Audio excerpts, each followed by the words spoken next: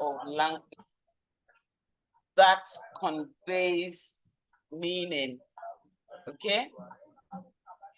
A text is any unit of language that conveys meaning. So whether it is written, whether it is spoken, this is what it is. And text can range from anything from novels to articles to advertisements and even casual conversation, So, yeah, a text is any unit of language that conveys meaning. Okay? And a text is considered what, coherent when it parts words, sentences, or paragraphs are logically connected. And when they're logically connected, then they have to create a unified whole with clear purpose or message. We're surrounded by text every day, every single day of our lives. We look around, think about the billboards that we have when we go out, like on the advertisement, or the podcast that you listen to on YouTube or watch sometimes, everyone is designed, every single one of them is designed to send, a message to a specific audience. Okay? So we have to always know that text is something that we're constantly at every turn surrounded by.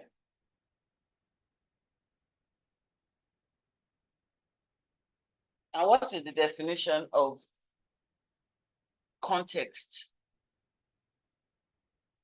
Because text has to have context.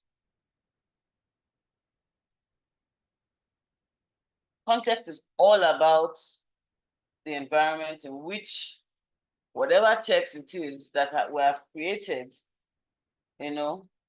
or whatever text we have is shared or interpreted. I hope we're taking notes down, and I hope the books that I sent have been shared with you, because these are going to be very useful to you in the long run, as it were. Okay. Now, text is all about. Sorry, I meant context is all about how we use it in our environment, what is shared, what is created, and how it is interpreted. Okay. So we can add, or we can put into, or we should put into consideration the time, the place, the purpose, the audience of the text. For example, if you have a word like, or a sentence more like, we need to act now, for instance, it could be interpreted in, very different forms, depending on whether it's said during, let's say, maybe in a boardroom. If we're talking, maybe in the boardroom, they're talking about financial cuts, or in a school where they're talking about, I don't know, whatever students talk about, or even, if you're having a rally, protest, whatever it is. Okay. So usually we have to, always think about the context in which we're using certain words or sentences as it were. Okay, so imagine giving a formal speech, for instance, at a wedding, and you didn't know it was for a wedding. And then you now start to, share some inappropriate jokes, as it were. Maybe those jokes would have made sense somewhere else, but not at a wedding, okay? So it's very important to always be very mindful of where we say certain things, time and the place, the purpose, the audience, whether there are cultural or social factors involved, the mode of communication, everything comes into context. Okay? Everything comes into context. Like I said before, no text exists in a vacuum. It doesn't just stay by itself. It is usually always actually shaped by the context in which it is being used. Okay, so the meaning of whatever it is you're saying in text can shift from one thing to another based on where, when, for whom it was produced. A text effectiveness depends on how well it responds to its context. And I have some examples here. A political speech, for instance, delivered before. Can you mute yourself?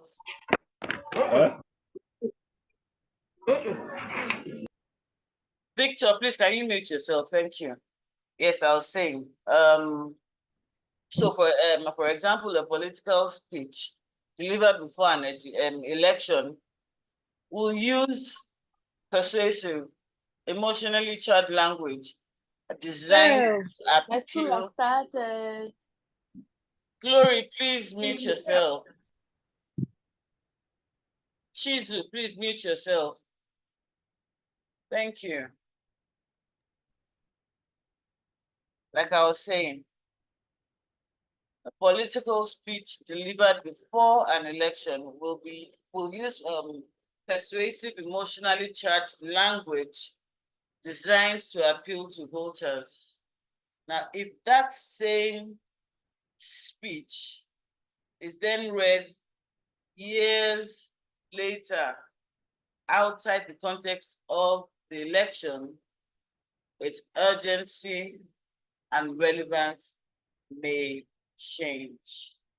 Okay, so that's one. Then the second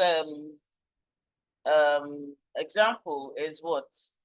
An advertisement for a luxury brand, which will tailor its language to appeal to high-income customers. So the imagery, the tone, the word choice, all of these things will reflect exclusivity and desirability, which may not resonate with other audiences. So if you're not a high income earner, so to speak, a consumer, all those things they may be aspirational, but they will not mean a lot to you by way of relevance, as it were. Okay, so you have to always think about text and its context and the relationship between them. Okay, and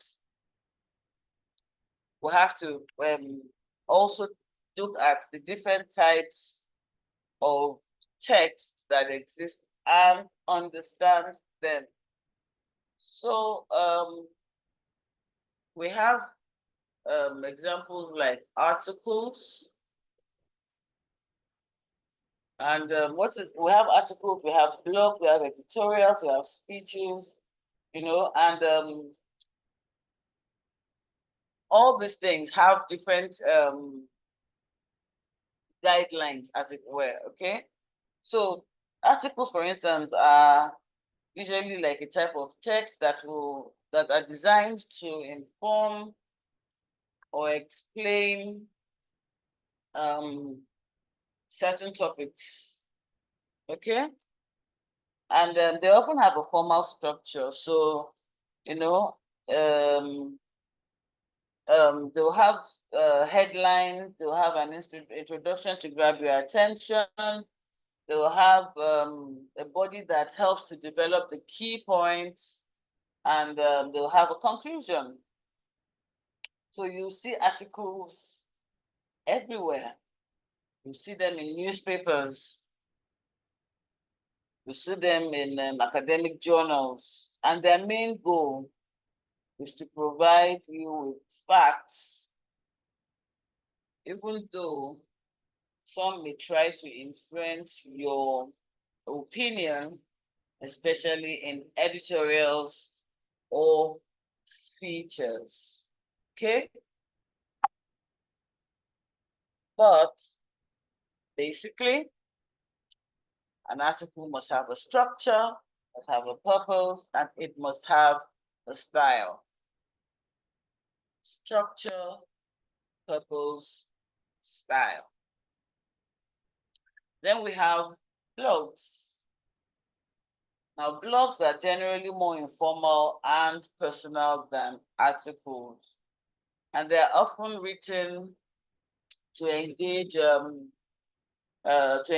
entertain using conversational tone, meaning that, you know, it's like they're talking to you directly, okay? Because they want to connect with their reader. So you'll find that blogs frequently include anecdotes or opinions, and they do this so that they can be relatable, you know, because so if you read let's say Bella Nigeria, for instance, or Linda KG, any of these blogs, you know, when they, and I dare say even Just Lover, Tunde Ednot, because all these people are blogged. When they speak to you via the writing, it's almost like, yes, you're getting that information directly from them one-on-one, okay? And so that's why they do that. Some even will go as far as writing in, and I say this very carefully, a balance that is relatable, so much so that they start to speak English wrongly. Not because they can't say it the right way, but because they feel like that's the way most people will connect to them. Okay? Or anyway, their audience will connect to them. So yes, again, blogs also must have a structure, a purpose, and a style. And this is what we've just talked about. So yeah, then we have editorials. We have editorials. Editorials are all about persuasion. Okay? The writer is trying to convince the reader of a particular viewpoint. Often on social or political issues, that's where their focus usually is, you know. Again, they have a style, they have a purpose, they have a structure. The structure is similar to that of an article, but there's the clear stance taken in the case of an editorial. Okay, so the arguments presented have to support whatever stance that they have taken, and a good editorial usually leaves the reader thinking, maybe they're right. Maybe I need to act on that issue, you know, things like that. That's what editorials are about, okay? And then we have speeches. We have what? We have speeches. And speeches are unique because they are meant to be heard and not read. So they often use powerful language, and that language is usually designed to evoke emotion, inspire action, and things like that. The way Martin Luther King said, "I have a dream." That speech till tomorrow, whenever it's listened to, inspires and evokes certain emotion, especially because a lot of the things talked about are still relevant till date. Okay, so that's that about the forms of text and trying to understand them. Okay.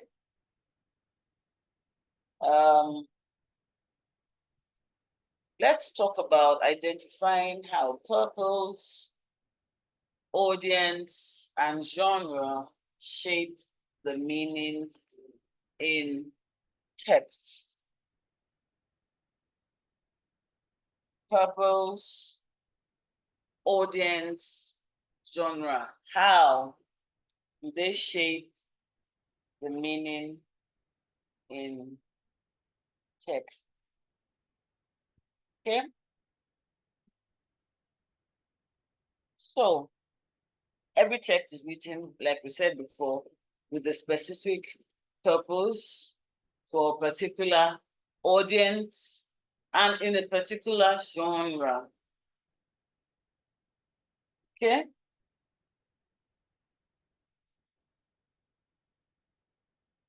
And these three elements are key. They're central to the understanding to understanding the meaning behind the text and how it communicates to its readers. So let's talk about the purpose. The purpose of a text, what does it do? It defines what the reader or the speaker intends to achieve. What are they trying to achieve? Are they trying to inform? Are they trying to persuade? Are they trying to entertain? Are they trying to instruct? And like we have said before, in the forms of text, articles and blogs, usually their job is to what? Inform you. Editorials are meant to persuade you. Blogs, some of them, or creative articles, personal essays, all these are written for entertainment purposes. And then there are some how-to articles, guides, and procedural texts that help to instruct. And then what is the audience? So you need to think about who are you trying to garner their attention, okay? What's the age and demographic of the people? What are their interests and their values? What is the educational background that they have? Okay. Then the genre. Genre determines the expectations for its structure, content, and style. Genre is what shapes the way that information is presented or even interpreted. So news reporting is a genre. And that is meant to focus on facts, you know? It's meant to focus on facts. It's meant to be objective in its reporting. News articles are meant to be concise, and they're meant to focus on accuracy and follow a strict structure. And then we have opinion/editorial writing. This genre is usually argumentative, persuasive, intending to express and justify personal and organizational views. You know, so it's up to you to decide whether or not you're going to be persuaded into agreeing or aligning with those views as it were. Okay? And then we have blogging. Like we said, we've talked about blogging before. It's a flexible genre that can range from informal and personal to professional. Blogs often allow for more creativity in style and approach, but they still cater to a specific audience. And there's so many different kinds of blogs, okay? And then there's literary and narrative writing. And these texts often emphasize the descriptive language and storytelling to entertain or provoke emotional responses.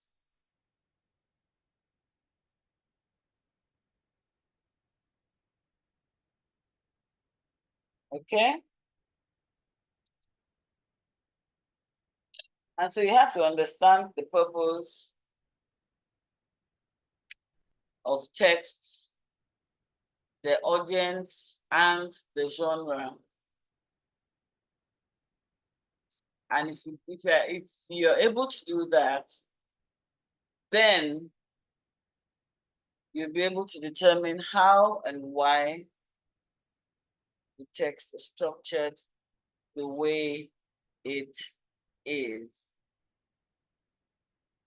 Okay?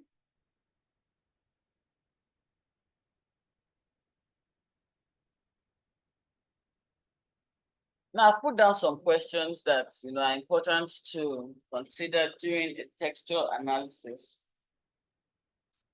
We want to ask those questions like, what type of text is this? Okay? Is it an article? Is it a blog? Is it an editorial? We want to ask, what is the purpose of the text? To inform, persuade, to instruct. Because when you're able to answer all these questions, then you'll be guided in how you consume, certain texts, or how you decide to write your text, as it were. Okay? So you want to know who is the intended audience, and you want to know how you know who the intended audience is. And you want to ask all these questions. How does the genre shape the way it is written? Recording in progress.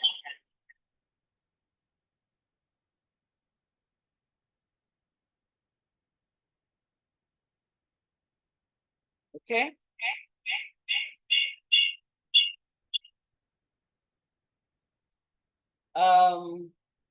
Yeah. Okay, so sorry, I was just trying to see if I had any questions and to see if I needed to answer as I went along, but okay, I think we're good for now. Let's talk about approaching textual analysis. That is the unseen text. So one of the first things that you need to do is to identify the form, genre, and the purpose of the text, which we've already talked about.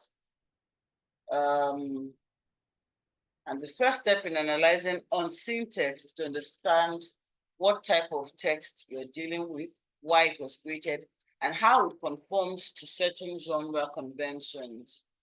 And identifying these factors helps you frame your analysis and provide insight into what the writer or speaker intends to achieve. So this is the form, for instance.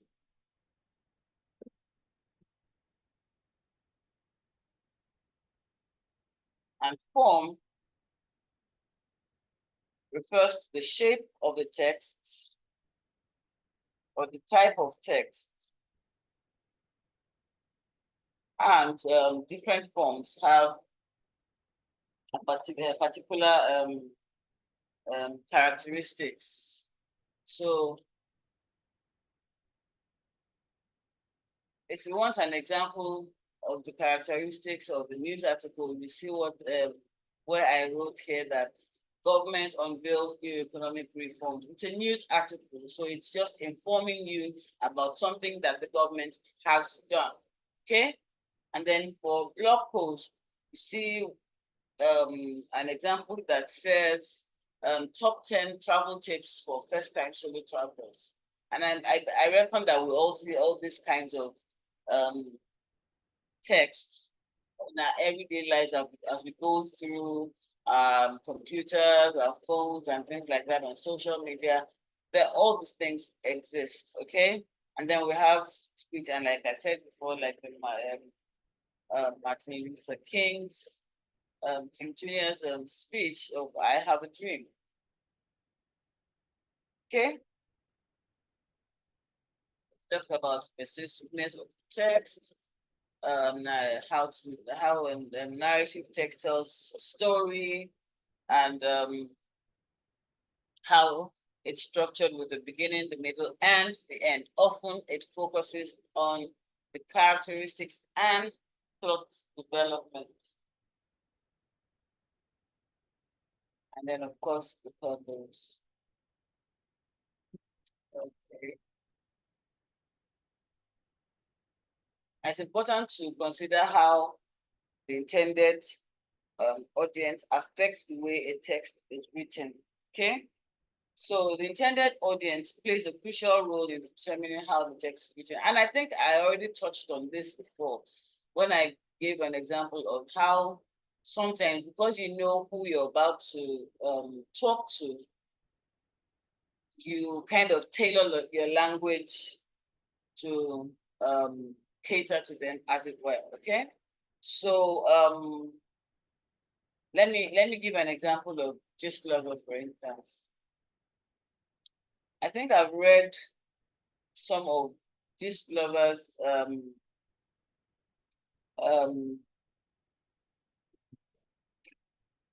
articles, so to speak, their posts, yes. And okay, what's going on? Anyway, yeah, and the way Gist Lover writes, you can tell that he or she is trying to connect with a particular audience, you know, kind of people that read, because I find a lot of Gist Lovers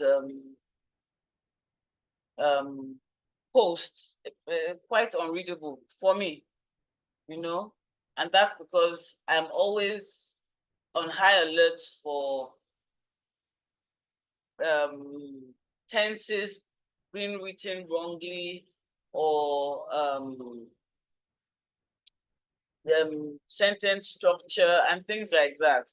So when I start to see, you know, the way those things are written, I start to have some kind of headache, and I just move on. And so yeah, because of that, I don't read, you know, Gist Lover or anything like that. But I know that 1,000,001 people are interested in the things he or she has to say and will read because they kind of understand the language. Okay? And I think it's deliberate because it caters to a certain demographic. Okay? So yeah, that's what I was trying to bring out there as regards to how an intended audience plays the crucial role in determining how a text is written from the get-go. Okay.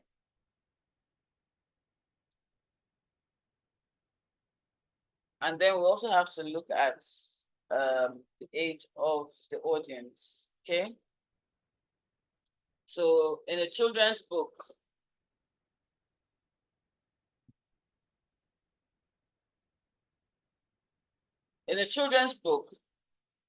simple language is used, short sentences, bright and engaging visuals, and things like that. So you see things like once upon a time in a far, far away land, you know, and conversely, a text aimed at adults, such as an editorial or scientific report, will use more complex vocabulary and ideas. So you'll see things like the current political climate necessitates a consideration of policy initiatives that prioritize economic growth over environmental sustainability. Now, this is quite evident that, you know, it's directed at an advanced audience, adults, and, you know, people who are educated. And then we have the education and expertise also, where we have the example of a text aimed at experts in a specific field, such as like a medical journal, article that will use specialized terminology, and they assume a high level of knowledge from the reader. You know, why would you take a medical journal and pick it up to read if you're not in the medical field or do not understand medical terminologies? So you see a sentence like the administration of monoclonal antibodies has shown efficiency in reducing viral loads in immunocompromised patients. So short of watching a lot of medical dramas, I'm not sure this will make sense to a someone in someone who is not in the medical field or who does not have interest in things medical. Okay, so general audience will never require simpler explanation, or even if sorry, I said never would actually require a simpler explanation for this kind of sentence, as it were, and possibly even a more conversational tone. So if you're not in the medical field, this is how that text would read to you. Doctors are now using new treatments that can help patients fight viruses more effectively. So you can see the difference between the two sentences. One is geared towards, you know, experts in the field or people who are medical aficionados, while the other is geared towards the general audience. Okay, and then the cultural and social background. So a speech targeting voters in the rural area will appeal to the traditional values or the local issues, while a speech to urban voters may focus on different concerns such as public transportation or housing. So you hear things like in our rural communities, we know the importance of hard work and family values, and that's why I'm committed to supporting the local farms and protecting our way of life. So you see what we're saying here, okay? And then next we want to talk about developing writing skills for various forms, audiences, and purposes. Writing is not a one-size-fits-all skill. Okay, there are different forms of writing, and those different forms have distinct purposes and are targeted towards different audiences. Okay, so the way you approach each form will differ based on what it is that you're trying to achieve. And these are the forms of writing. So you have the discursive writing, you have the imaginative writing, and you have the descriptive writing. Oh, network is breaking. Can you hear me now? Is this for everyone?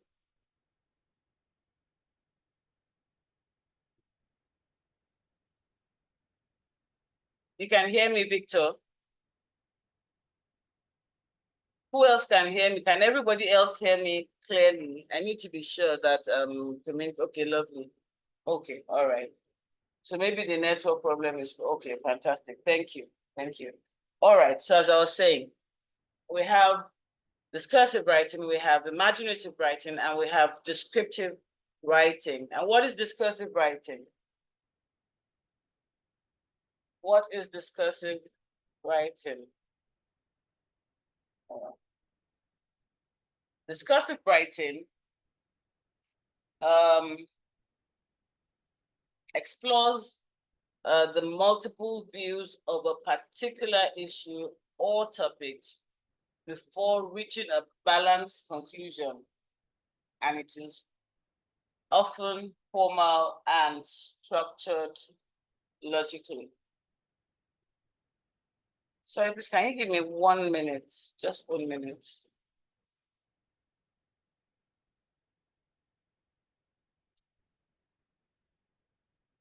One minute, please.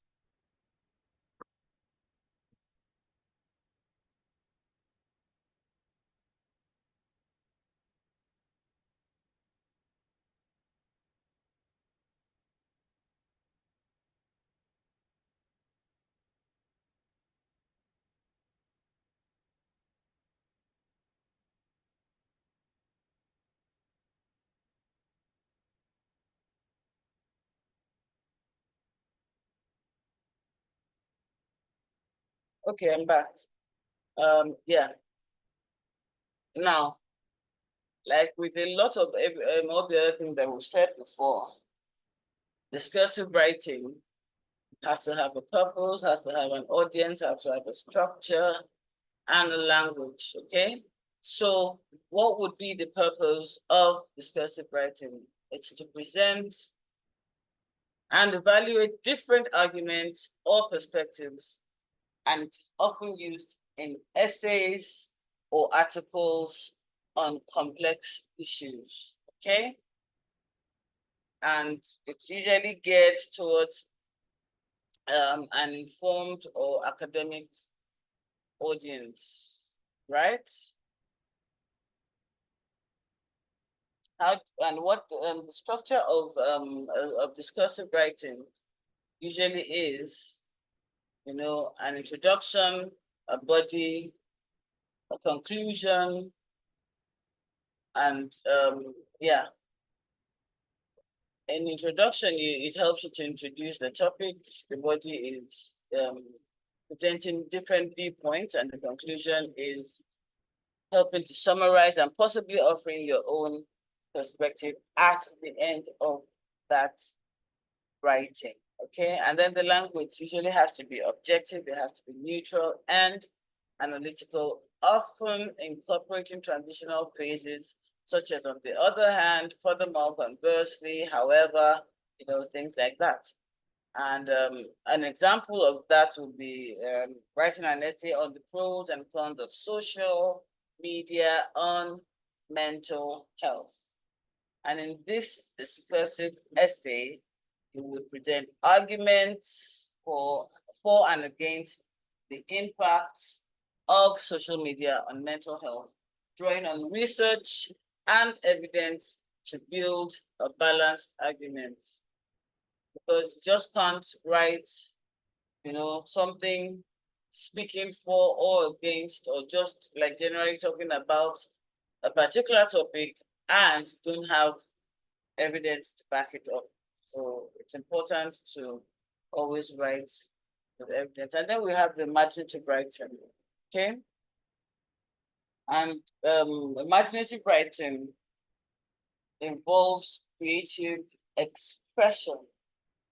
The writer uses language to evoke emotions, images, and ideas that may not be grounded necessarily in reality. It is commonly found in fiction, in poetry, and creative non-fiction. Okay? And what's the purpose of that? It's to entertain, provoke thought, convey deeper emotional truths through storytelling, metaphors, and even other literary devices. Okay? And so usually the kind of person who would read this will be looking for something that would engage them and give them some kind of thought-provoking experience. The structure of imaginative writing is more flexible, but will still give some benefits from a coherent structure. So there's got to be a beginning, there's got to be a middle, and there's got to be an end. Storytelling, whatever. As young children, whenever we were told stories, there's always a beginning, there's always an ending, there's always a middle, there's always that moral lesson that you end up picking up at the end of it all.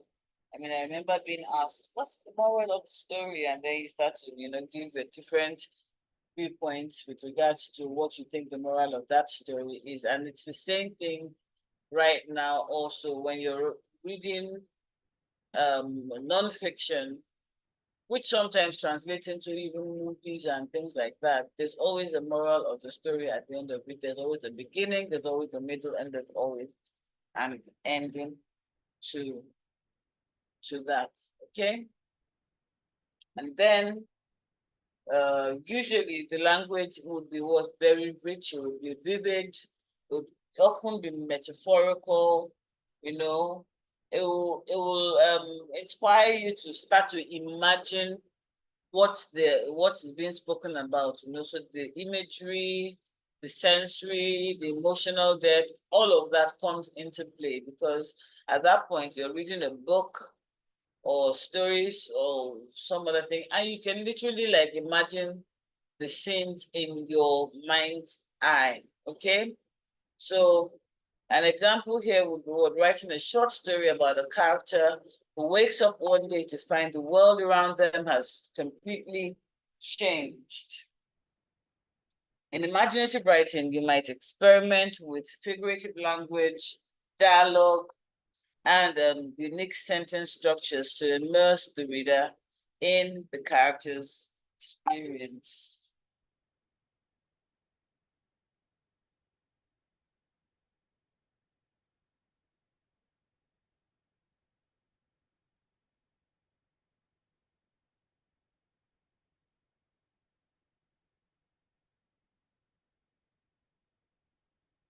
Okay, so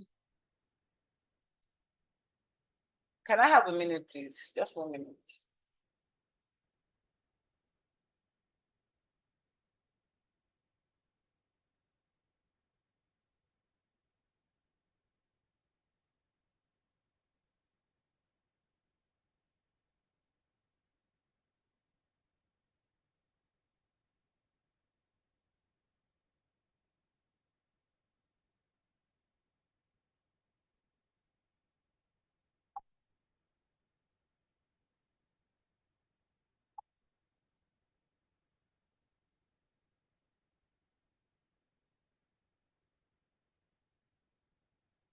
Okay, so let's talk about, thank you for giving me a minute. Let's talk about descriptive writing. Descriptive writing is a form of writing that focuses on painting a vivid picture in the reader's mind through detailed descriptions. Okay, so at that when you're doing descriptive writing, the purpose of that is to describe whatever it is that you're talking about. It could be a person, it could be a place, it could be an event, anything, you know. And at that point, what you're doing is you're painting a picture as detailed as possible. And the audience for such writing is usually people who enjoy, detailed, immersive writing that allows them to visualize or imagine something clearly, especially for people who think in pictures. There are people who think in pictures. And so these people, they would enjoy, reading something that was written using this form of writing. Okay, so the structure would be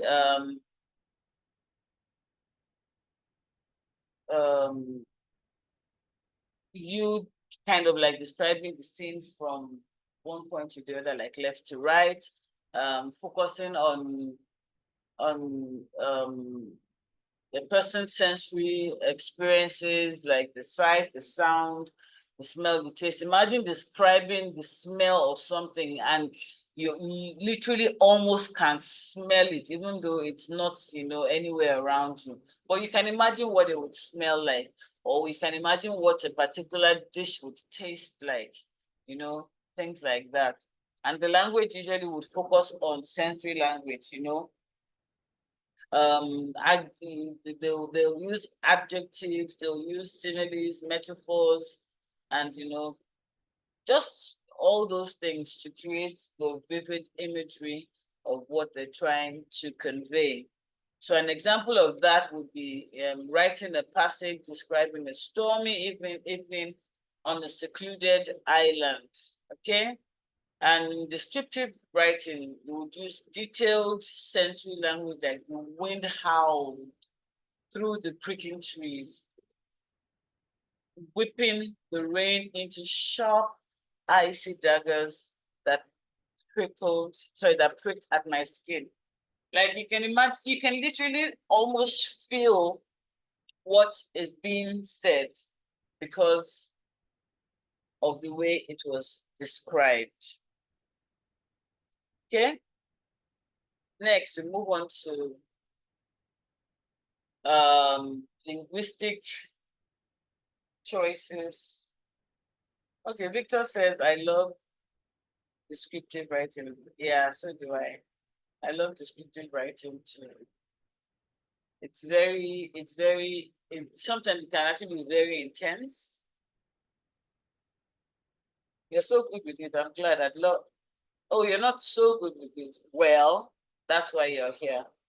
You get to understand how to go about it, and step by step, and then with practice comes, perfection, as it were. Okay, so reflecting on linguistic choices and how they fulfill a given brief. Writing is not just about putting words on paper. It involves reflecting on how well your choices in tone, in language, and structure match the purpose and the audience that you're writing for. So, what are linguistic choices? What are linguistic choices? We have things like tone, diction, sentence structure, and things like that. And these linguistic choices,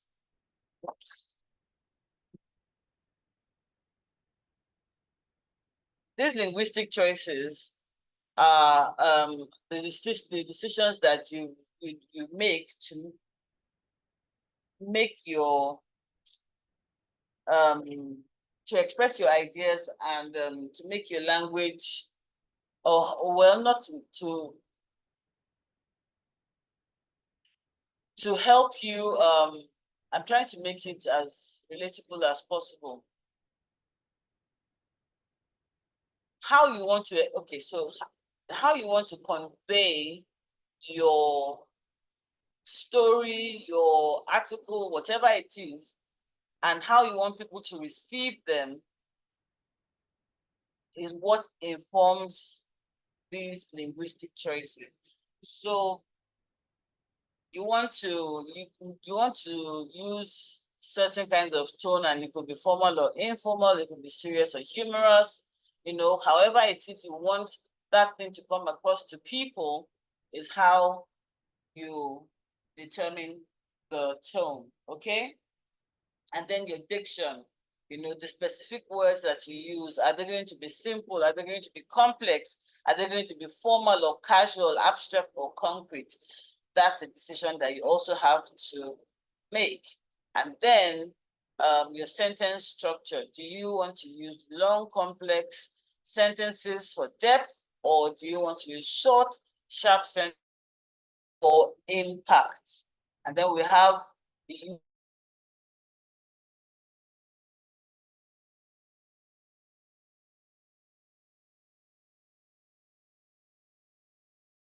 fulfilling a writing brief. It is important to reflect on these choices, or whether these choices align with the requirements set out in the prompt.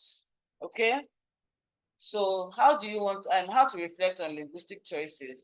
You have to choose what your tone and purpose alignment. So if you're writing a formal letter to a government official about an issue in your community, for instance, the tone needs to be respectful, it needs to be polite, it needs to be formal. Okay, using slang or informal expressions would undermine the seriousness of your argument. I say it all the time. Addressing a group of professionals and saying you guys is completely inappropriate. Saying things like you people, it is wrong. It is almost, in fact, bordering on rude. Okay, a simple you, a simple your esteemed self, a simple this, words like that don't require you to kind of generalize and belittle works just well. Okay, so an appropriate sentence when you're writing this kind of formal letter would be, I'm writing to express my concerns regarding the proposed changes to our local transportation system, as opposed to an inappropriate one that says, hey, I just wanted to say I'm not happy about the new bus routes. Come on. Like, nobody will take you seriously, because they'll look at you as someone who doesn't understand how to convey a message, an illiterate or something of the sort. And then you have to think about word choices and the audience. Okay, so if you're writing an informative article, for instance, for a general audience, your language needs to be accessible. Okay, so all the technical jargon that you would write in some kind of editorial or article would be completely unnecessary, and would make sense for you to completely avoid it. Okay, so an appropriate sentence in this situation, for instance, would be solar panels work by capturing sunlight and converting it into electricity, providing an eco-friendly energy source. This is something that you're speaking to like a general populace about. So it makes sense to use a sentence like this. But if you go and start using technical jargon and saying things like photovoltaic cells in solar arrays initiate a quantum process to produce direct current electricity, you've lost the people, you've you've just made a mess of the message that you're trying to send because nobody understands it. Okay. So yeah, and then we'll have to talk about the structure and the coherence. Okay. So you need to reflect on how the structure of your writing affects the clarity and the flow. For example, in a discursive essay, your paragraphs should each present a separate point of view or argument, and you should use linking phrases to ensure smooth transition. And what's the linking phrase? The linking phrase is something like, however, and other words like that. Okay, so in reflection, you want to know that does the paragraph build on the last one, like a new paragraph, does it build on the one that came before it? And think like that. And is your argument clear? Do your examples support your claims? Things like that. And then you have to use literary devices. So in imaginative writing, you might want to use metaphors and similes to create vivid imagery. You need to reflect on these devices to enhance your story and fit the tone. So an appropriate one would be like the sky was a blanket of obsidian dotted with pinpricks of light. And obviously this is telling you that it is dark and there are stars in the sky, okay? But you're being more creative about the way you're saying that, okay? And then inappropriate would be overuse of flowery language that can distract from the story. The sky, a velvet tapestry of nocturnal serenity, shimmered like pearl-studded oak, draped over the expanse of the universe. That's taking it a little too far. It starts to take away from the story that you're telling, and it's distracting, as it were. Okay. And then we're talking about reflective commentary. Okay. Reflective commentary requires you to step back, evaluate your own writing, thinking critically about the effectiveness of your choices. Okay. And this is what you want to include in reflective commentary. First, you want to explain why you chose this particular tone, the structure, or the vocabulary, okay? Was it for you to create a specific effect? And how does this connect to the purpose of the text? For example, in reflective commentary on an imaginary short story, for instance, you might say, I chose to use short, fragmented sentences in the climactic scene to create a sense of urgency and tension. So you're explaining your choices, okay? And then you want to evaluate, your effectiveness, as it were. So you reflect on whether your choices were successful. Did they achieve the desired impact on the audience? If not, what could have been improved? So an example of this would be, upon reflection, I realized that while the dialogue helped to reveal the character's personality, the overall pacing of the story was slowed by too much description in the middle section. I could have tightened the narrative by using more action-oriented language.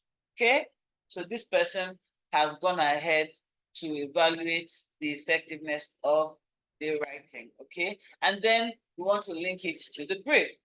Show how your writing choices aligns with the specific requirements of the brief or the prompt. For example, the brief asks for a discursive essay on the environmental impact of urbanization. I ensured that the writing was balanced, providing equal weight to both the positive and negative aspects of urban growth. So this person has done what was required, linking it to the brief. Okay. Next, we're going to writing for a specific audience. Writing for a specific audience. And under this, we have what techniques for writing.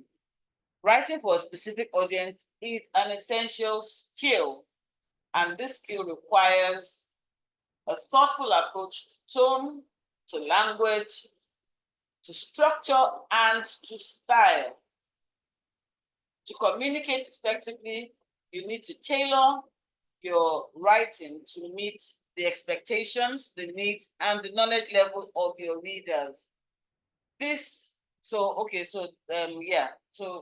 what are we trying to do? We're trying to say we need to understand our audience. Who are we writing for? Knowing your audience is the foundation of effective writing. It's important. Like if you do not know your audience, then at the end of the day, you might be exercising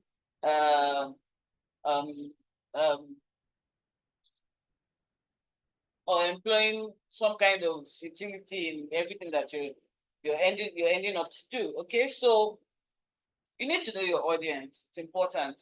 Your language and your tone and your structure should shift depending on whether you're writing a formal, for a formal audience or for an academic group, or professional group, or an informal audience, as it were, such as your peers, such as readers, or the casual below. Okay. And these are the type of audience that exist. We have the formal audience. Okay. Examples of formal audience will be professors, professionals, policymakers, or business audience. And the characteristics of such an audience is that they expect a serious, polished, and objective approach. Okay? The language is often technical, it's precise, and devoid of slang or colloquial expressions. Okay? So the tone needs to be formal and respectful. Okay, in the purpose of this tone, the tone is to inform or is to argue or persuade using evidence-based reasoning. An example of a formal audience would be, okay, look, it's the context, an academic essay on climate change.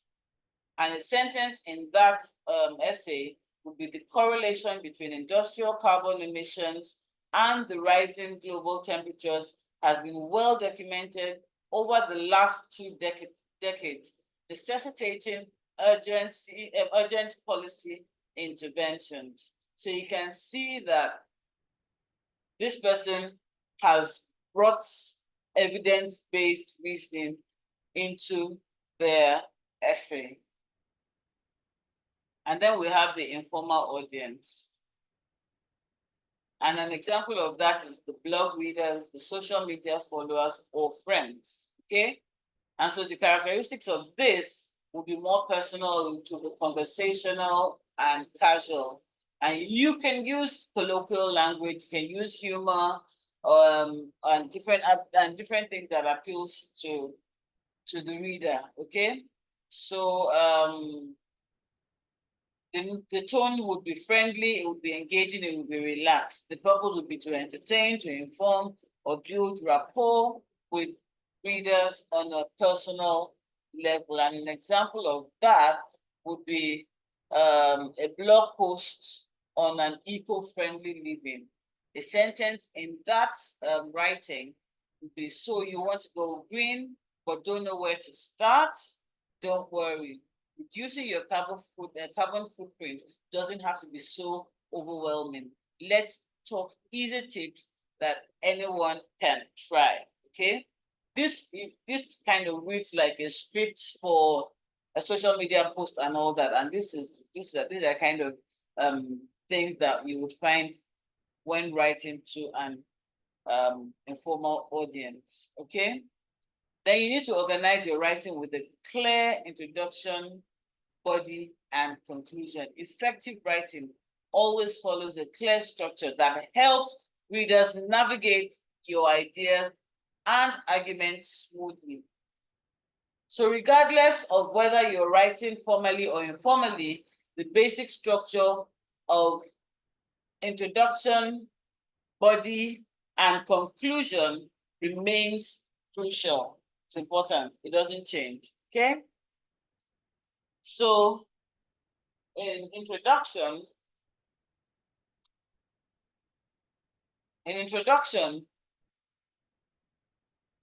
you want to grab the reader's attention and present the central topic or argument. Okay. So a strong introduction provides the context and the expectations for what follows. If it's a formal piece, the introduction might include a thesis statement that clearly outlines your argument or your purpose. Okay, so an example would be this paper examines the impact of renewable energy technologies on urban infrastructure development, arguing that sustainable energy solutions are key to addressing global climate challenges. Okay, and if it's informal, then you're saying something like in an informal piece, such as a blog post, for instance, you want to say something like, ever wondered how to turn your kitchen scraps into something useful? Let's dive into the world of composting and turn your trash into treasure. Okay, it's talking about the same topic, but in the first example, you have it in a formal tone, and the second one, you have it in an informal one. Okay, and then the body of your writing. This is where you develop, your ideas or your argument. Excuse me. It should be logically organized, with each paragraph focused on a specific point or piece of evidence. So in the formal writing, each paragraph typically starts with a topic sentence and is followed by supporting evidence or analysis. Okay, so for example, a recent study conducted by the International Energy Agency, the IEA, found that renewable energy sources could meet 80% of the world's energy needs by 2050 if current growth rates are maintained. However, if we now want to go to the informal way, then it's like, you say something like, when I first started composting, I was surprised by how easy it was. All it takes is a bit of leftover fruit from some garden waste, and a little bit of patience. Still talking about the same thing, but for different audiences and in different forms. Okay, formal, informal, formal audience, informal audience. So yeah. And then in your conclusion, your ideas tie together, okay? And then you're able to reinforce your main message. So it needs to leave your reader with a clear and concise understanding of how your a clear and concise understanding of your argument and a call to action. What do you require them to do, or what would you rather they do at the end of your article or whatever it is that you've written? Okay, so in formal writing, the conclusion summarizes the main points and restates the thesis in light of the evidence that has been presented. So an example of this would be, in conclusion, the implementation of renewable energy and renewable energy solutions is not feasible but necessary. It's not only feasible but necessary to address the pressing environmental challenges of our time. Policymakers must prioritize sustainable practices to ensure a cleaner, greener future. So you can see the call to action at the end there, where it's talking about what the policymakers need to do. Okay, and then in informal writing, the conclusion might include a direct appeal to the reader or a personal sign-off. So an example there will be, so there you have it, composting made simple. Give it a try and you'll be amazed at how much waste you can keep out of landfills. Another call to action there is telling the person to give it a try. Okay, so yeah, that's what happens in the conclusion. Then we have style and tone. We have style and tone. Okay.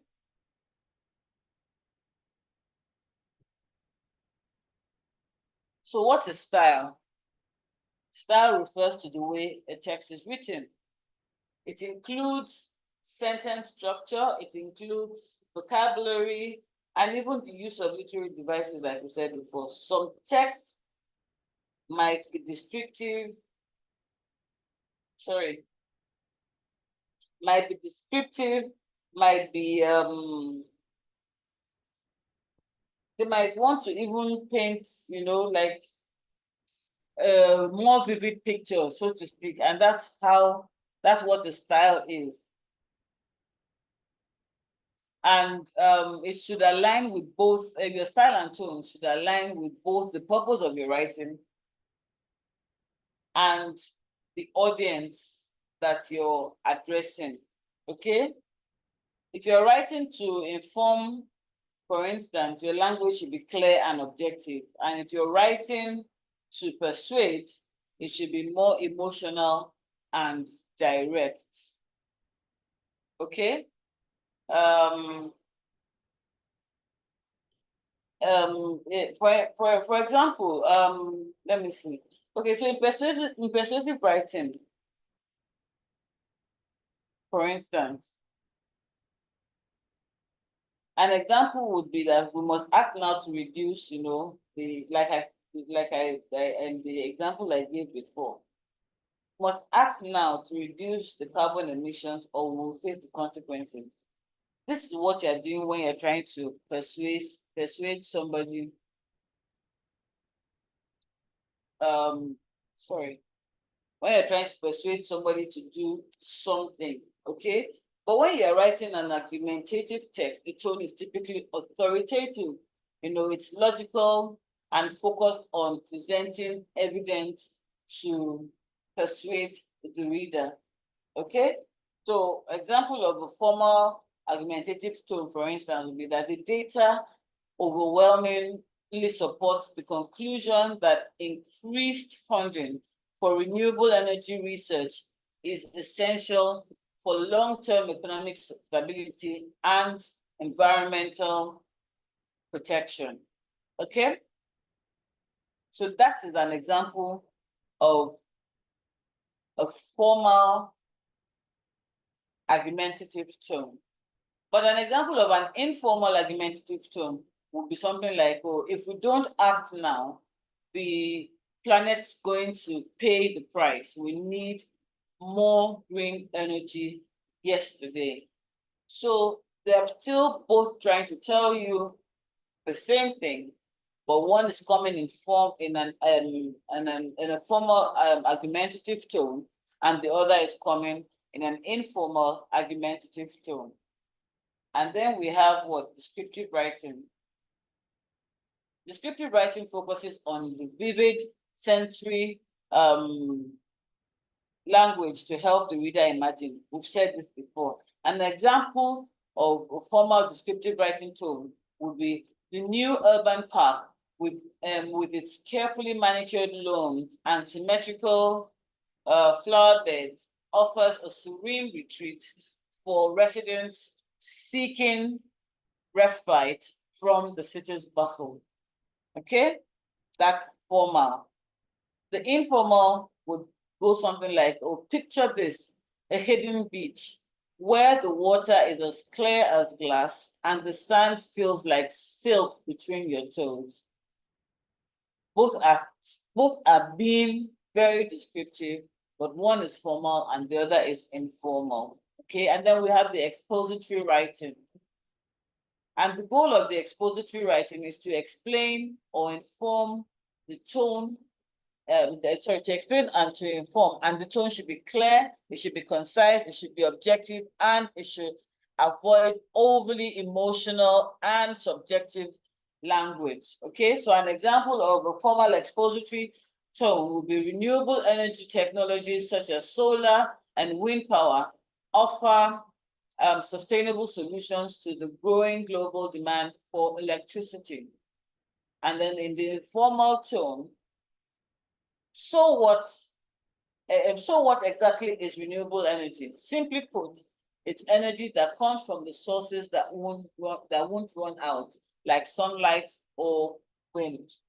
Okay, so these are the two examples of both the formal and informal expository tone.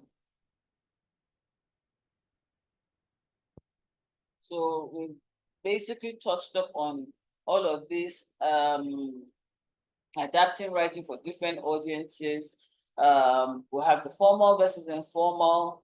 An example of the formal will be the implementation of these policies is expected to result in significant reduction in carbon emissions by 2030. We've already said that before. If we stick to these new policies, we will see a big drop in the carbon emissions over the next few years. That's informal. Okay, we have technical versus general. Okay, we already talked about it. I already shared this example before. I'll share it again.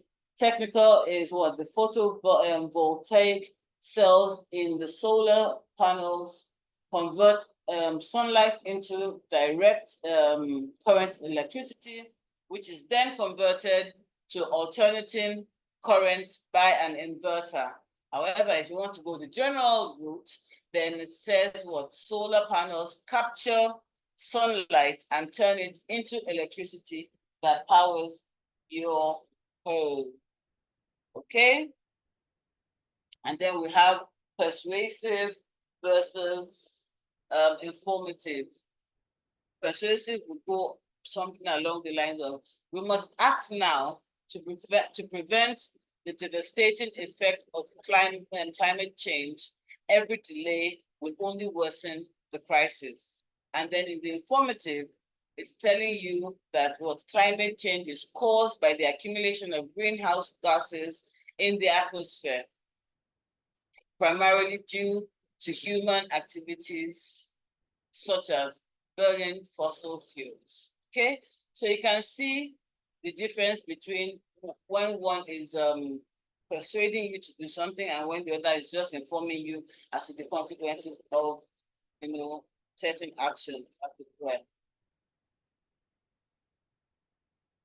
So let's talk about language and child language, language change and child language acquisition. We need to understand the causes and the features of language change, because language is not static, okay? It is always in a state of flux. The constant evolution happens due to various reasons, okay? And one of those reasons would be what? Contact with other languages. It would be technological advancement, and it will also be societal changes. Okay, so let's break this down. What are the causes of language change? Borrowing. Borrowing. Borrowing occurs when one language adopts words or phrases from another language. Example of that would be the word piano. Piano is an Italian word that we have adopted into the English language, or that has been adopted into the English language. I'm looking like I'm the custodian of English. Another word is ballet. Ballet is from France. It's a French word that has also been adopted into the English language. And we have kindergarten. Kindergarten is German, which is now part of the English vocabulary. Kindergarten literally means children's garden, you know. So yeah, and that's where that word comes from, kindergarten. And it's now part of the English vocabulary, so much so that we shorten it and we now call it KG. Okay? And why does this happen? Borrowing often happens due to cultural change, colonization, trade, or immigration. Okay? So people from different linguistic backgrounds interact with one another. They begin to borrow words to describe new concepts, objects, or practices that did not previously exist in their language. So borrowed words at the end of the day will change the phonology and the lexicon of the borrowing language, sometimes leading to new pronunciations or grammatical adaptations over time. Another thing is blending. Blending, okay? Blending is the process of creating a new word by combining parts of two or more words. So a common blend in the English language will be the word brunch, which comes from breakfast and lunch. Now everybody uses brunch all the time. At some point it was novel, but then over time it became, a word that the whole world used. Okay, then we have smog, which is a blend of the word smoke and mug. I'm sorry, and fog. Smoke and fog forms the word smog. And then we have motel, which is from the word moto and hotel, forming the word motel. Why does this happen? Blending often occurs in informal language when the speakers want to express new concepts or combine existing ideas in a creative and efficient way. Blended words become widely accepted when they fill a gap in the language. And what is the impact of blended words or blending? Blending enriches the language's vocabulary by adding playful, innovative expressions that eventually enter mainstream usage. Okay, then we have derivation. Okay, derivation involves creating new words by adding a prefix or suffix to an existing one. Okay, so an example in the English word is happiness. Happiness. Happiness is derived from happy by adding the suffix ness. Or similarly, unhappy is derived by adding the prefix on to happy. Why does it happen? Why does it happen? It's a natural way of expanding the vocabulary by modifying existing words to create new meanings, forms, or functions. It often aligns with grammatical rules within a language, making it a productive way of creating. Sorry, 1 minute, please.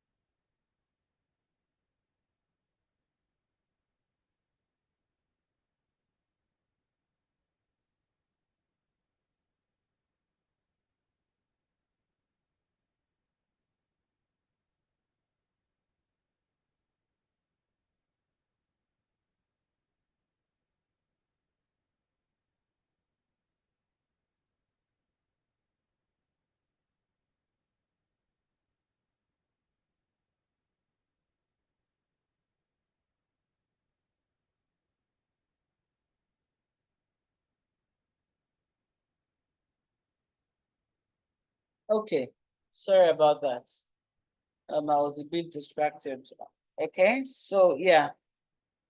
And then, yeah, okay, derivation. Okay, so let's talk about features of language change. Language change manifests in several ways, influencing different linguistic levels. So we have what the phonological change. Changes in the sound system of a language. For example, the great vowel shift in English during the 15th to the 18th century significantly altered the pronunciation of vowels, leading to the differences between the middle and the modern English.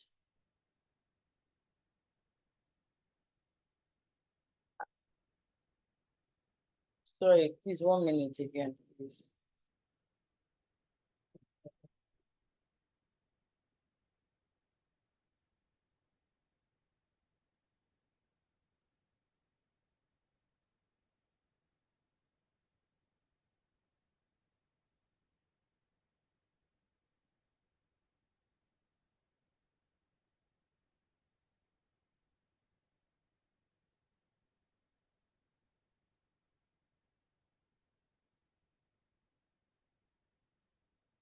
Okay, sorry about that.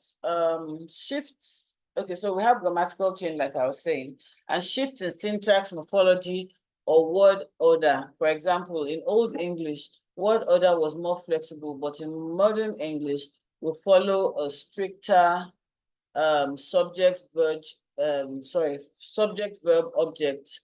For instance, she likes apples.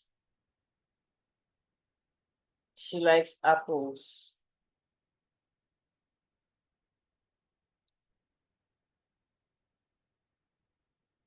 Okay, and then we have the lexical change.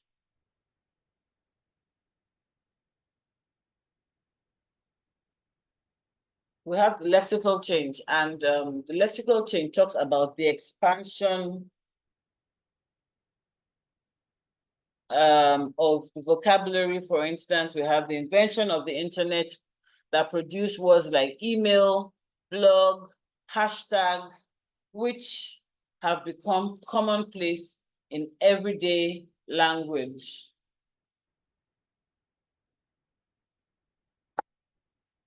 And then we have the semantic change. Changes in meaning of words over time. For example, the word awful used to mean full of awe, kind of like awesome. But now it means terrible and it means bad.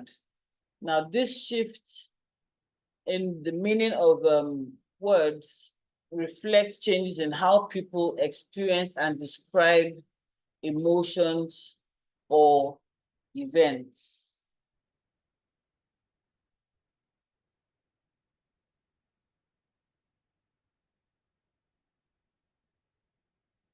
And then we have orthographic change.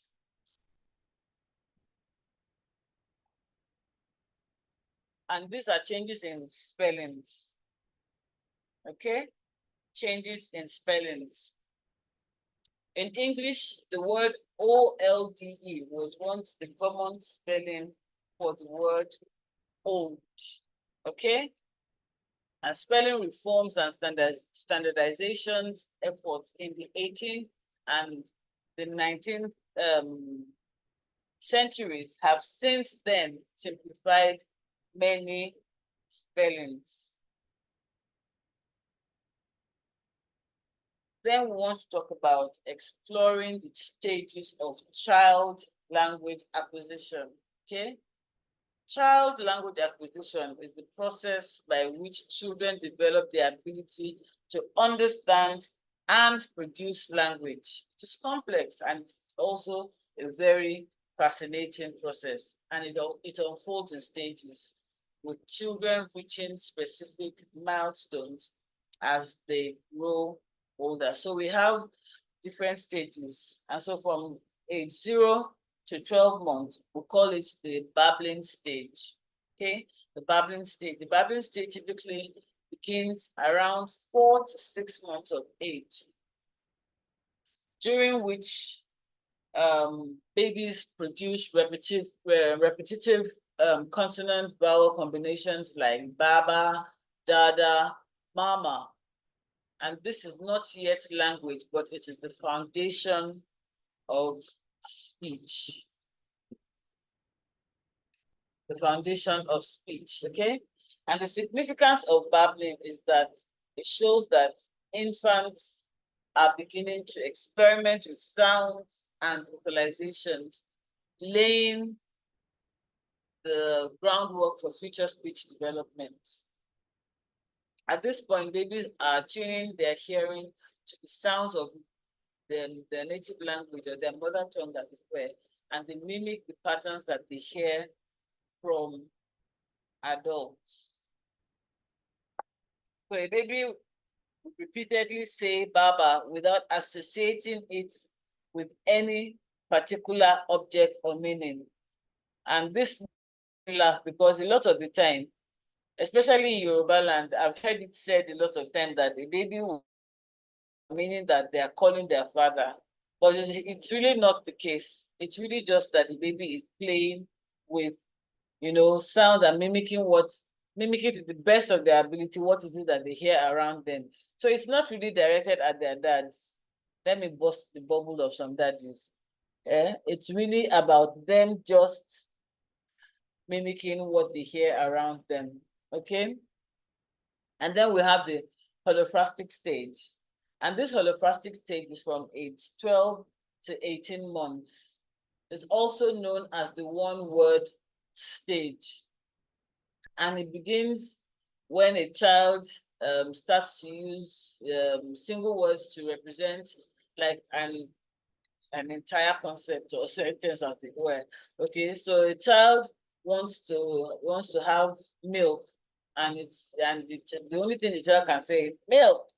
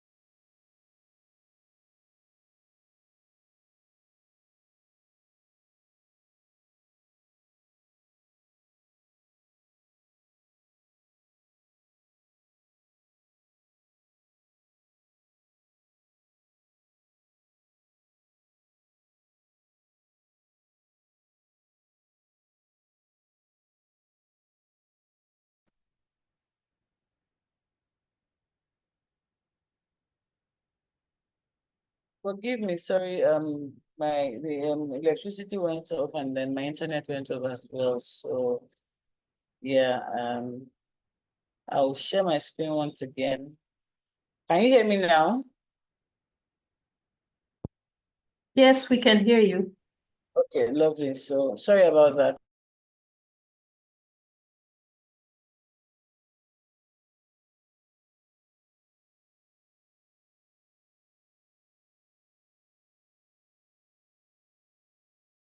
So I'll just share my screen and then we'll continue.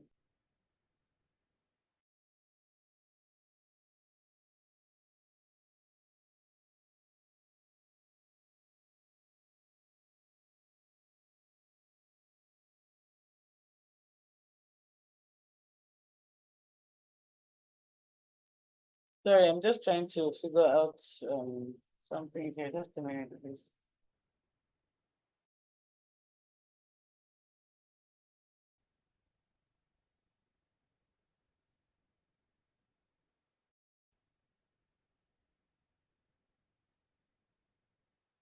The computer is hanging a little bit because of what just happened. So just a minute.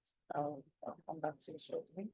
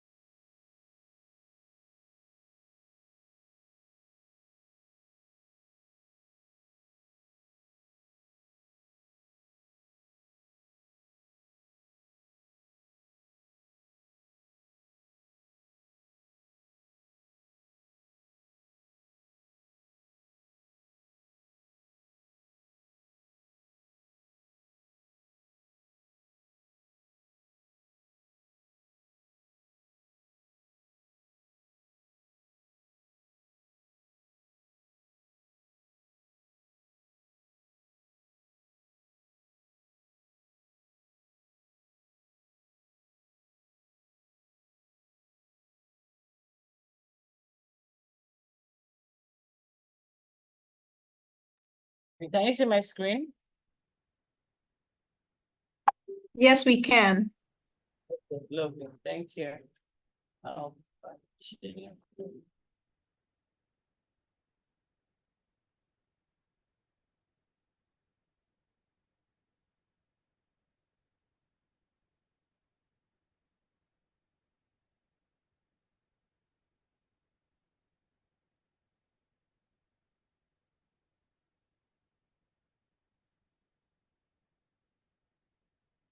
Okay. Right. So I was talking about, it's okay, we finished with the plastic stage, and we're going to the two-word stage, which is between 18 to 24 months. 18 to 24 months. And as children's language skills develop, they start to combine two words to form simple phrases. And these two-word utterances follow a basic grammatical order, such as, subject verb, like baby sleep, or subject object like daddy car. Okay. So an example would be mommy go, doggy eat, or more juice.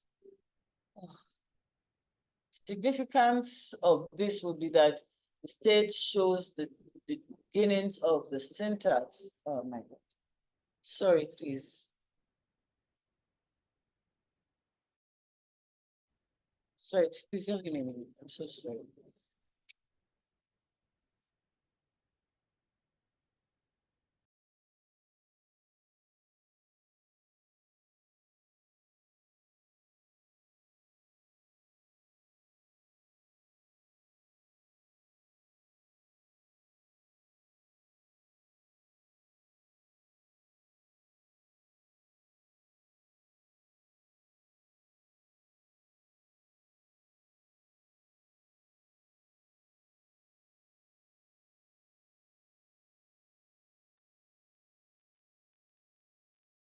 Please give her a few minutes. She would be back. So please give her a few minutes. I'm so sorry, but a message just kept coming into my phone, and I needed to just shut it down. Okay, so as I was saying, the significance of this, that it shows the beginning of syntax. That is the rules that govern the word order in sentences. Children are now able to communicate more specific ideas and actions using very simple sentences and very simple sentence structures rather. Okay. So, why is my computer acting up now? Okay. Right. And then we have what the telegraphic stage. In this stage, children's speeches are more resembling of telegrams, where only the essential words like the nouns, the verbs, and adjectives are used. So they leave out the smaller words, and you would hear a child use a sentence like want cookie instead of I want a cookie, or doggy big instead of the dog is big. Okay, so the sentences are not grammatically complete, but at this stage, children have developed a clear understanding of the basic sentence structure. So they're learning to bring their words together in meaningful ways, despite, still missing certain grammatical elements, but, eventually they get there. And then we have the complex sentences, the complex sentences stage. At this point, it's from age 3 and beyond, and children continue to grow their language and becomes more sophisticated. So they start forming longer and more grammatical complex sentences, incorporating conjunctions, prepositions, and even auxiliary verbs. So an example will be, I want to go outside and play with my friend. By this stage, children are now mastering the rules of the language.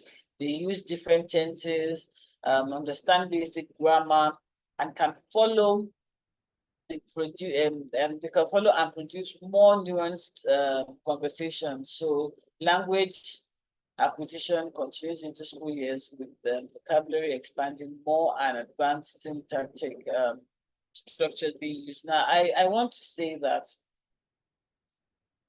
these 5 stages that I just talked about are very, very important in the way we end up being able to convey our messages across over time and in our lives.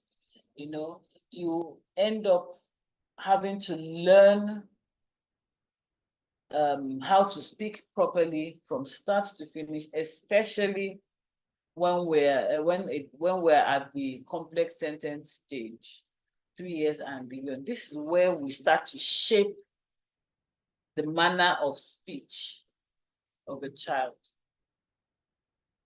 Their grammar starts from this stage, because the moment that the foundation is weak, it requires more work in latter life to get it right. Okay, so it's important to get the foundation right. If the foundation is wonky, then it requires more effort. I always say, and I don't know if people in this class have heard me speak before, but I always say that one of the reasons why I speak English this well is not because of anything special other than the fact that it was not my first language and I had to learn it. English was not my first language, and I had to learn how to speak English. And so because I learned how to speak English I didn't start speaking English until I was 5 years old.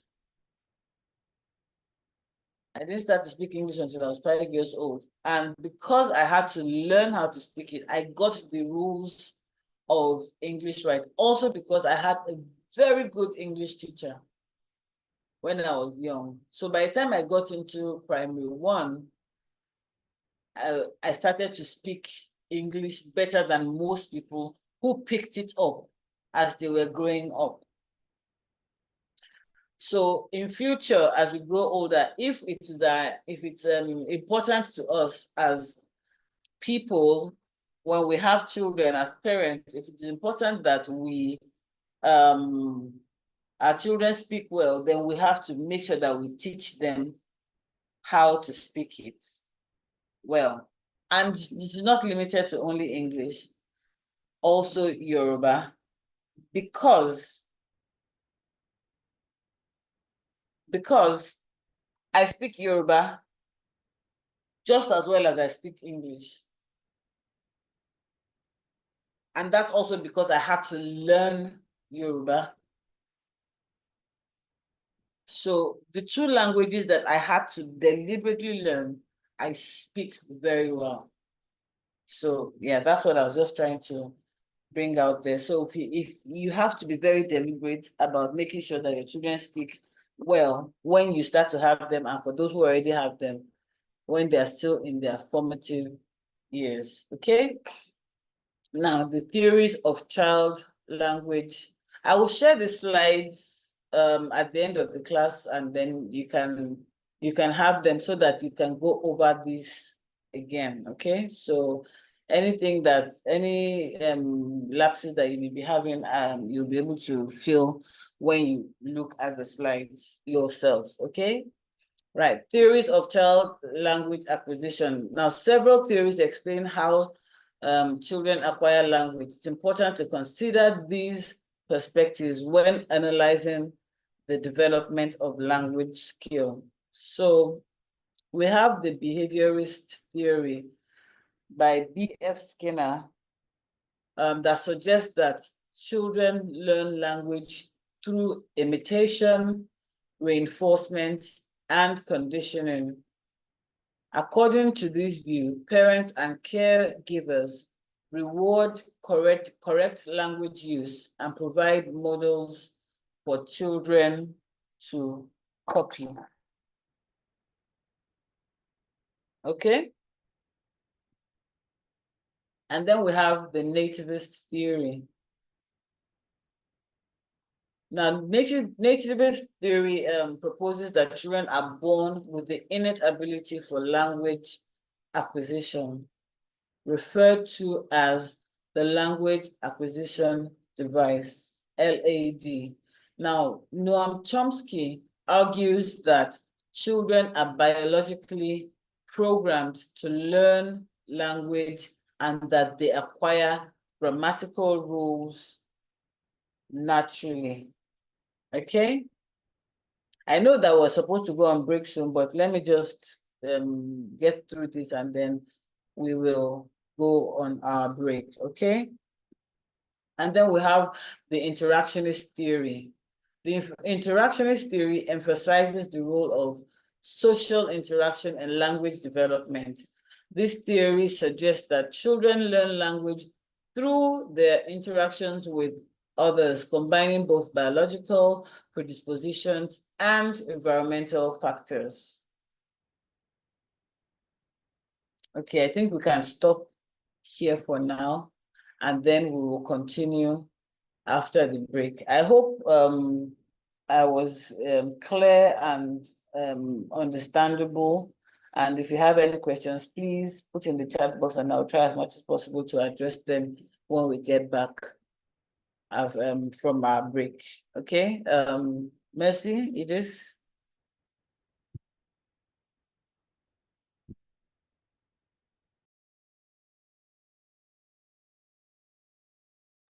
All right, thank you very much. Thank you very much, Madam Faye. Okay, so we're going on our break now. I hope you can all hear me. We'll be going on our break now and we'll be back by 1 o'clock. So please be punctual so we can conclude for today's session. We'll be back by 1 o'clock. Please be punctual. So go stretch your legs, get your lunch, and join us by 1 o'clock.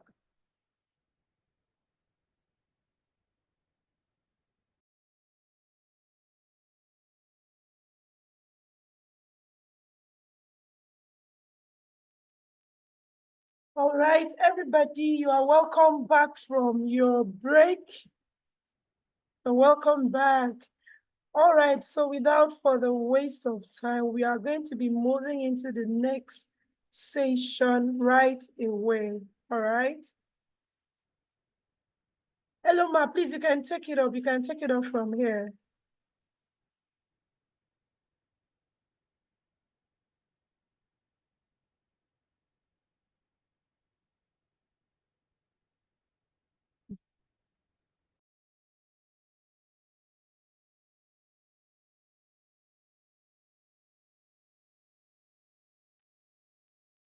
Okay, please exercise a little patience. Let's get her back. She's actually online. Please hold on. Let's get her back on the call.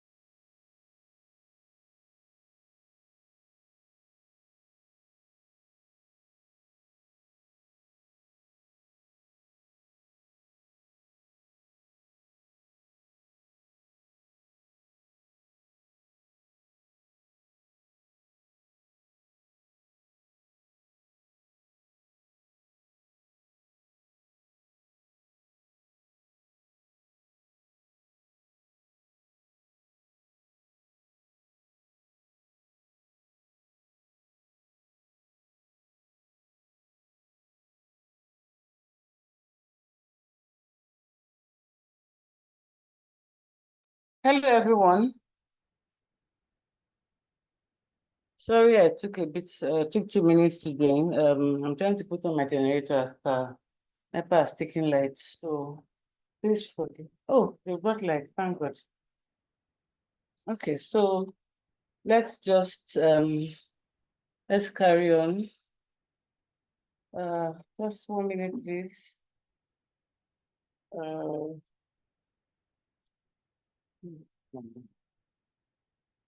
Okay. I'll share my screen shortly and we will proceed.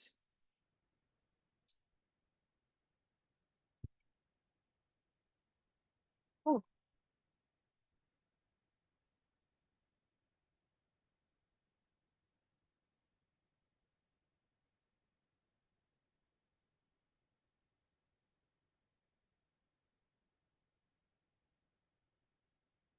Okay, so can we all see my screen?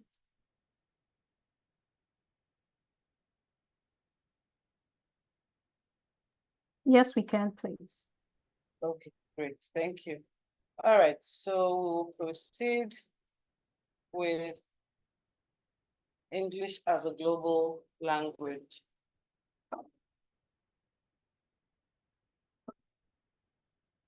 English as a global language. Yeah. So today, English is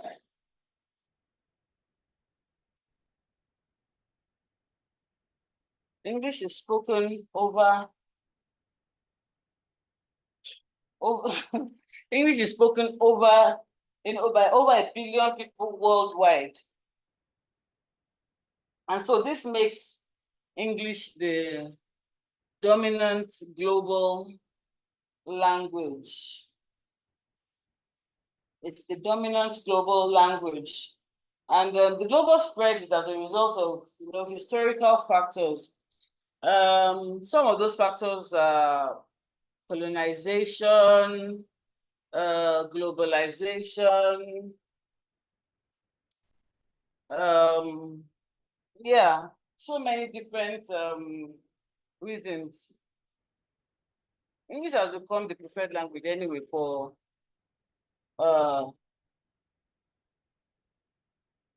business, for international business, for politics, for technology, and giving it the status of a lingua franca. So English is a lingua franca. That means that it is the bridge language that enables people from different linguistic backgrounds to communicate. So whether you're traveling, conducting international business, or even accessing the internet, English serves as a common thread connecting people across cultures and regions. So that's what it does. It connects people across cultures and regions. Okay? So one of the most significant factors in the spread of English was, of course, the British Empire, which at its height controlled the territories like Asia, Africa, and the Americas, and the Pacific. And as the British colonized these regions,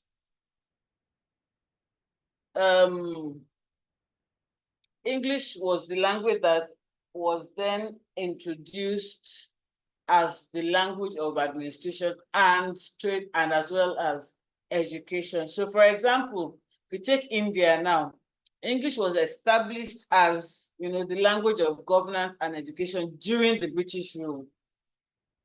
And then after independence, English remained an official language used in law, in politics, and business. And it's the same thing in Nigeria as well. Because we were colonized by the British, that's what happened. Now, what is the role of the United States in the grand scheme of things? Like in the 20th century, for instance, the United States emerged as a global superpower. So it extended the reach of the English, language through its influence in areas such as international politics, commerce, media, technology. So you can, you can see the way American media dominated, the world of entertainment, so to speak. So you see, you have the Hollywood films, you have the TV shows, you have their music, you have the advertising, and this it helped establish English language as the lingua franca in entertainment, in technology, and in business worldwide. And then we'll now look at how it has affected technology. So the process of globalization increased the interconnectedness of the world through trade, technology, and even communication. Okay? And it has further entrenched English as a global language. So the rise of the internet, like the rise of the internet and social media, and even digital communication platforms, many of which originated in the English-speaking countries, has reinforced English as the common language for global communication. So, for example, many international organizations, for example, the United Nations, the World Trade Organization, they all use English as their working language. All of them use English as their working language. And most global software websites as well and digital content are produced in English, making it what? The dominant language of the internet. So yeah, that's it. Now, there are varieties of English in the world. It's called world Englishes. I know that sounds weird, but that's what it's called. It's called world Englishes. English is not a single uniform language, though. So over time, it has developed varieties, and that's what we call the world Englishes. And these are just regional forms of English, that have adapted to the local cultures and languages. For example, if you look at Indian English now, Indian English blends the vocabulary and grammar influenced by the Hindi and the other Indian languages. While we look at Nigerian English, reflects the linguistic diversity that we have in Nigeria. So, our own English is influenced by the Yoruba, the Igbo, the Hausa, and that is just on the surface. Now, when you now think about it, if you go to to Delta State, for instance, to see how English is influenced by the Wari speaking, the Isoko, the Urobo, the Shekiri, how the language is influenced. If you go to Cross River, if you go to River State, if you go to the Benue State, it is all over the place. Influenced. Our own English is influenced by all the languages. You listen to a Yoruba man speak English, and you will know that that person is a Yoruba man. If an Igbo man is speaking, you will know that it is an Igbo man speaking English. So if it's a Benin man, you will also know that these are, and then the different words that we've come up with that also we now infuse into our English speaking. So we have unique phrases like I'm coming, which often means I'll be right back, or go slow. I know people don't use that word anymore, but I mean, it's a word that we used to use a lot in the 80s and 90s. When you say go slow, which actually just means traffic jam. So yeah. Words, so things like that. Another example that we can also look at is the Jamaican patois, you know. It's a Creole language that blends English with West African linguistic influences. So you have words like me for I, exactly. And then you for you, and fee for four. You know, and when you put it together, it just sounds very lyrical and all of that. And that's why a lot of people like to speak in patois. So yeah, these are ways that, you know, English has evolved and have been influenced by our languages, which then results in the world Englishes. Okay, so it just showcases, you know, the adaptability of the English language and the way that it is shaped by the cultures and, you know, social context, as it were. Okay, and then we have the other ones that are what Singaporean English, South African English, and Australian English. And of course, the two major ones, the actual English, the Queen's English, and well, let me not say the Queen's English, actually. Let me say the British English. Reason why I'm saying that is because not all British English is Queen's English, right? So there's the different forms of English spoken by people in the United Kingdom, and then there's also different forms of English spoken in the Americas as well. So, you know, we have people that have the Southern drawl, and then we have, you know, the upper class, you know, people and the way they speak and all that. We have people who are in Miami and the way they speak. There's so many different kinds of Englishes in the world. However, the one that I like to speak that makes more sense to me and how I pronounce my words and what I teach my students is the Queen's English, the English, the actual English, the English of the originators of English, okay? Right. So let's talk about language and identity and delve into idiolects and sociolects. Language is a very powerful maker of identity, okay? And each person has their own unique way of speaking, and that is known as an idiolect, okay? An idiolect is shaped by your personal experiences, your upbringing, education, and environment, okay? Those are the things that shape,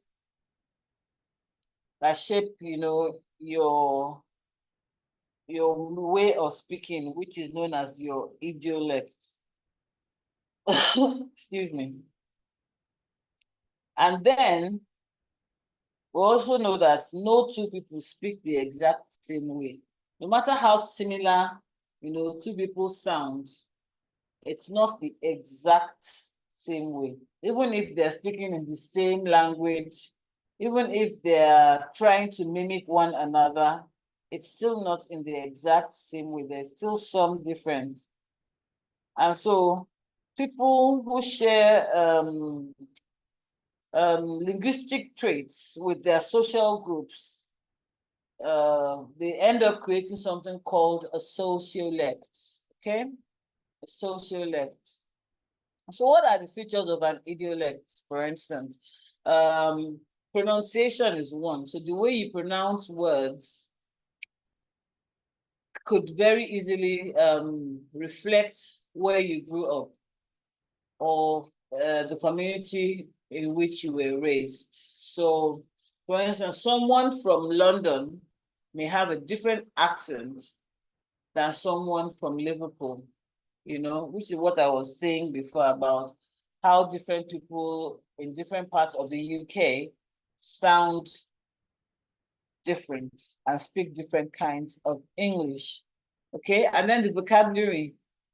The words you use regularly can also reflect your personal experiences, your education, and your interests. For example, someone who's a musician might frequently use technical terms related to music in their everyday conversation. Okay? So then we also have the speech patterns, okay?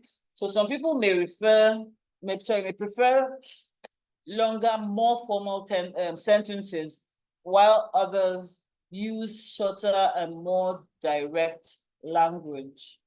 So even the use of filler words like like, or you know, can be part of an individual's idiolect. I think I can say categorically that I am one of those people who uses a lot of and you knows.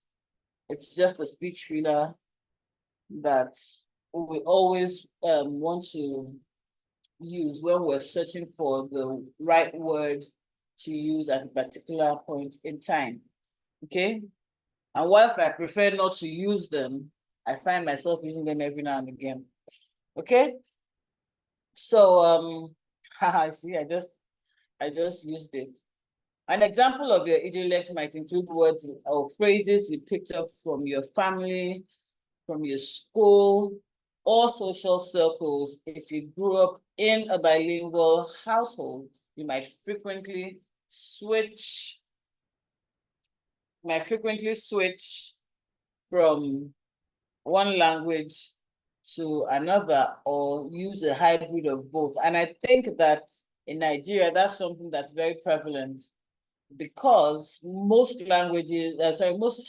homes are bilingual.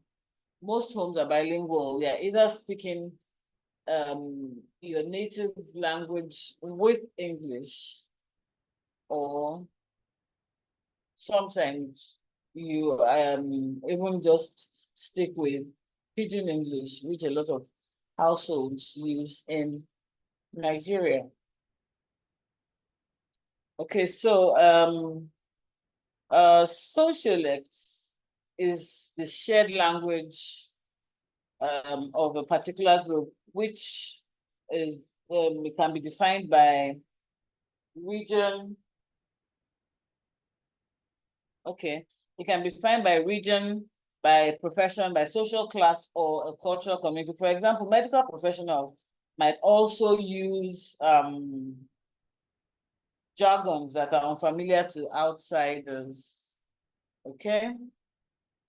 And these linguistic patterns typically just reveal the insights into both your personal and your group identity. So yeah, they show how language connects us to our communities as individuals. So features of the sociolect, like I said, shared language norms, social class and education, cultural identity, and language and social identity.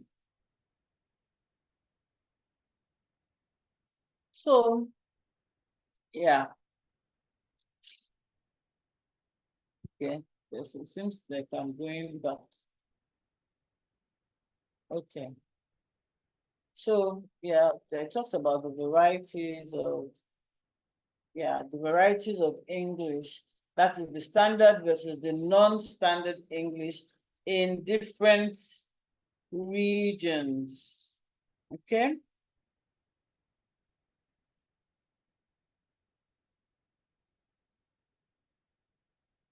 But before that, I think I need to go back to talking about how English spread through colonialism. Okay. English spread across the globe primarily due to two major things, which I said before, the colonization and the globalization. Someone say something. Mr. Praise Jam. Mercy, are you there? Okay, all right. I guess that was just an error. Okay, so I was saying that during the period of the British Empire, English was basically actually imposed on many of our regions, you know. So in countries like Africa, sorry, countries in Africa, countries in Asia, and even in the Caribbean, they all had to adopt English as a key part of their colonial legacy. So yeah, and then thinking about it in the modern era now, you know, globalization ended up, like I said before, increasing the interconnectedness um, of the countries, you know, just via trade, via media, via technology. But today, for everything, basically across the world, not all over the world, but majority of the world, English is the primary language for business, for diplomacy, and for um, technology. Okay, so I just wanted to reiterate that because I know that I'd mentioned it before. Now, like I was saying, the varieties of English and we have standard versus the non-standard English in different regions. Now, in the world of English, there's a distinction between the standard English and the non-standard English. Standard English refers to the form of English that follows the established grammatical rules and is typically used in formal settings, you know, like in government, for instance, standard English is what is used. In business, standard English is what is used. In education, standard English is what is used. And also in media. Now, it is often regarded as the correct and the prestigious version of English. However, many regions have their non-standard varieties, and that is one of the, well, pidgin English, for instance, is one of the non-standard varieties of the English language. Okay, also the Jamaican patois, because in a lot of in a lot of the parts of Nigeria, pidgin English is the first language, the first form of English that will be chosen to communicate in, especially when it's not a formal setting. You're talking, I mean, you meet someone on the street, like maybe you need to ask a question and all of that. It's depending on the area, you're either, you know, speaking to someone in pidgin English, or you're speaking to them in whatever local language, dialect, whatever it is that obtains in that area. Majority on the streets of Lagos, you want to ask for directions, you're not going to go and start speaking standard English to most people. You're going to want to communicate in pidgin English, because pidgin English is the language that most people can speak. And I reckon it's the same thing in Jamaica also, where Jamaican patois is widely spoken amongst, you know, their locals there. So while these non-standard forms of English may not follow the grammatical conventions that that exist in the standard English, they are still, you know, so they're a rich cultural expression, you know. I mean, the different kinds of pidgin English that even exist, you know, they're very interesting to listen to and all of that. And in many regions, English has blended with local language and creates a new hybrid language or Creole. Okay. So language hybridization is a big thing, happens across the globe, you know, and it's often blended with, you know, different languages, as I said before. And this language hybridization occurs when English is mixed with elements from indigenous and regional languages to create a new form of a new linguistic form, so to speak. Okay, so you have something called Singlish. That is the hybrid of English, Malay, Tamil, and Chinese. And this is usually spoken in Singapore. And it includes expressions like la or lo at the end of the sentences, which gives it a distinct flavor compared to standard English. And then we have code switching. So code switching is where bilingual or multilingual speakers alternate between languages depending on the context. For instance, a Nigerian speaker might switch between Pidgin English and standard English in different social situations. So code switching highlights the flexibility and the adaptability of language. So as speakers move between, you know, languages to express identity, they also end up fitting into certain social norms, and then they convey their meaning more effectively. So yeah. And then we have ethical issues. And that's talking about the cultural imperialism, language shift, and endangered languages.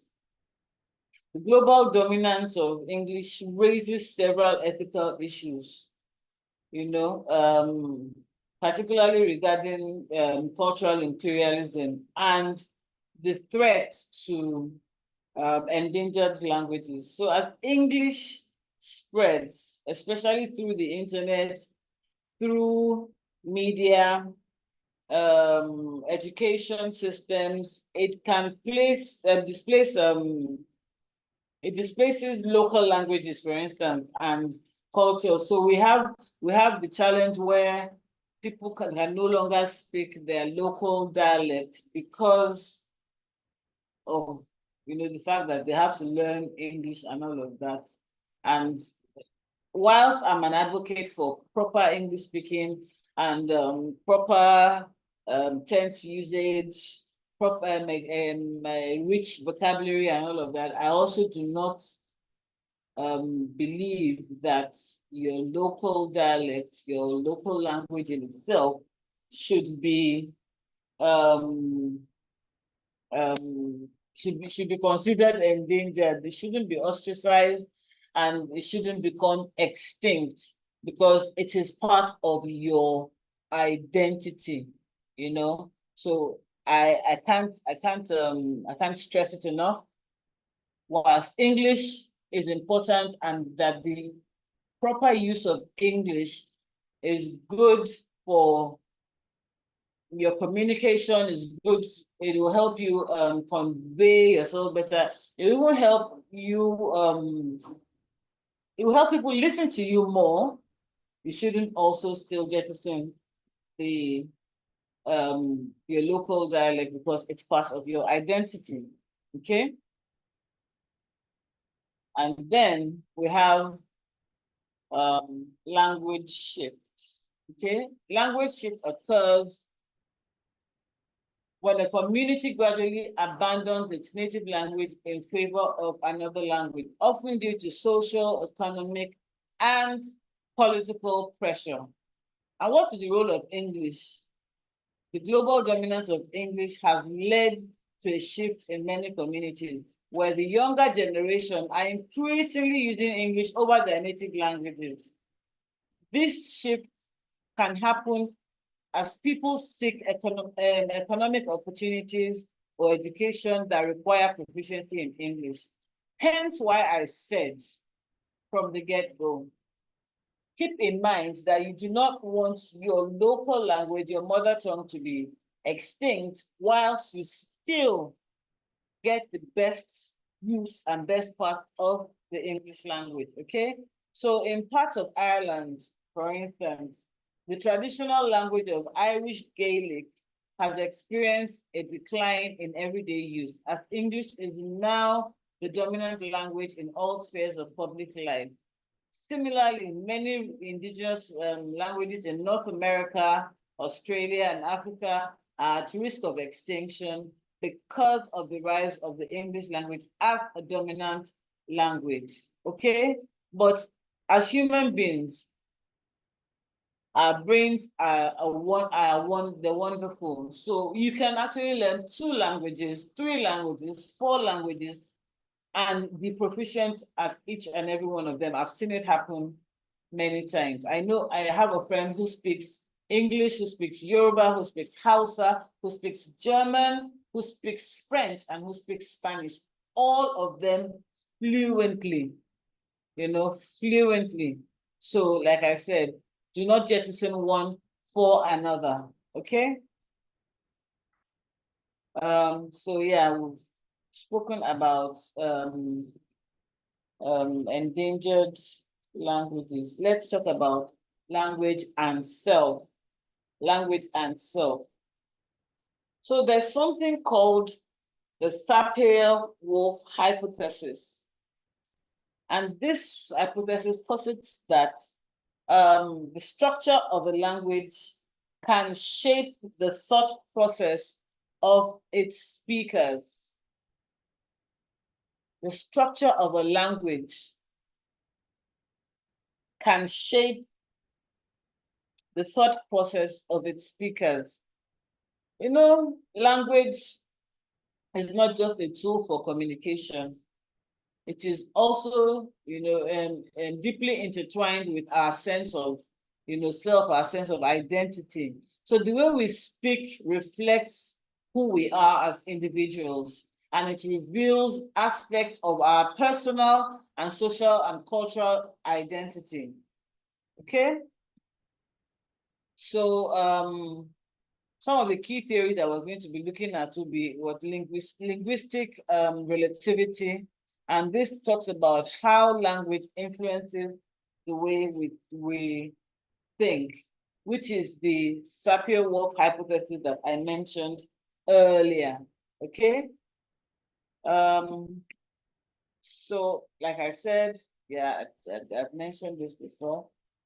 Now there are 2 versions of this hypothesis.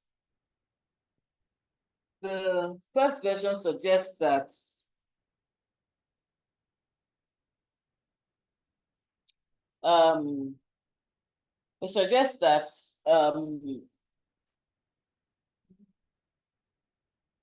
language determines the range of thoughts a person can have.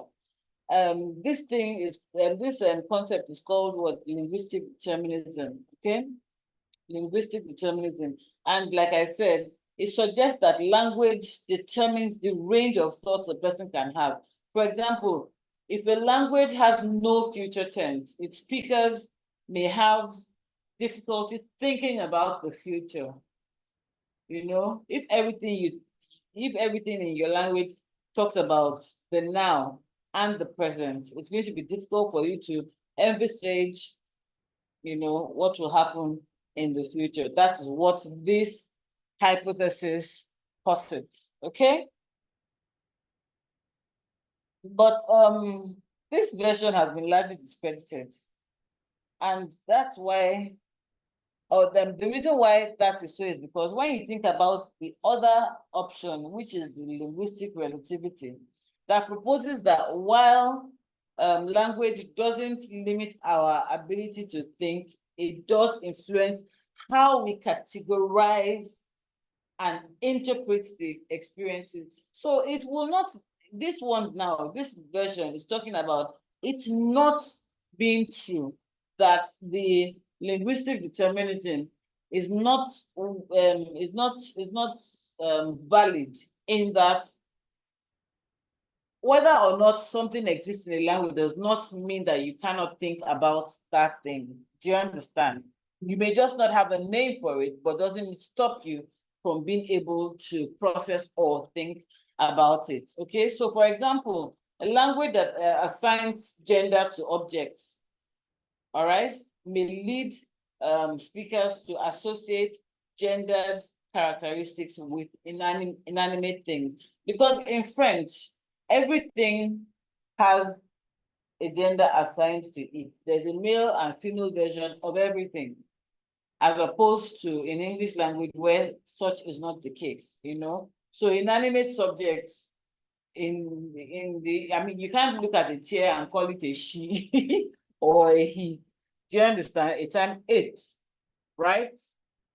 But in a language where there's a she and he that is assigned to inanimate subjects, you will look at those things through the eyes of gender, so to speak. Now, this hypothesis and what's the word I'm looking for? It highlights the close relationship between language and cognition, suggesting that the words and the structures we use can shape our perception of reality. Okay. Now,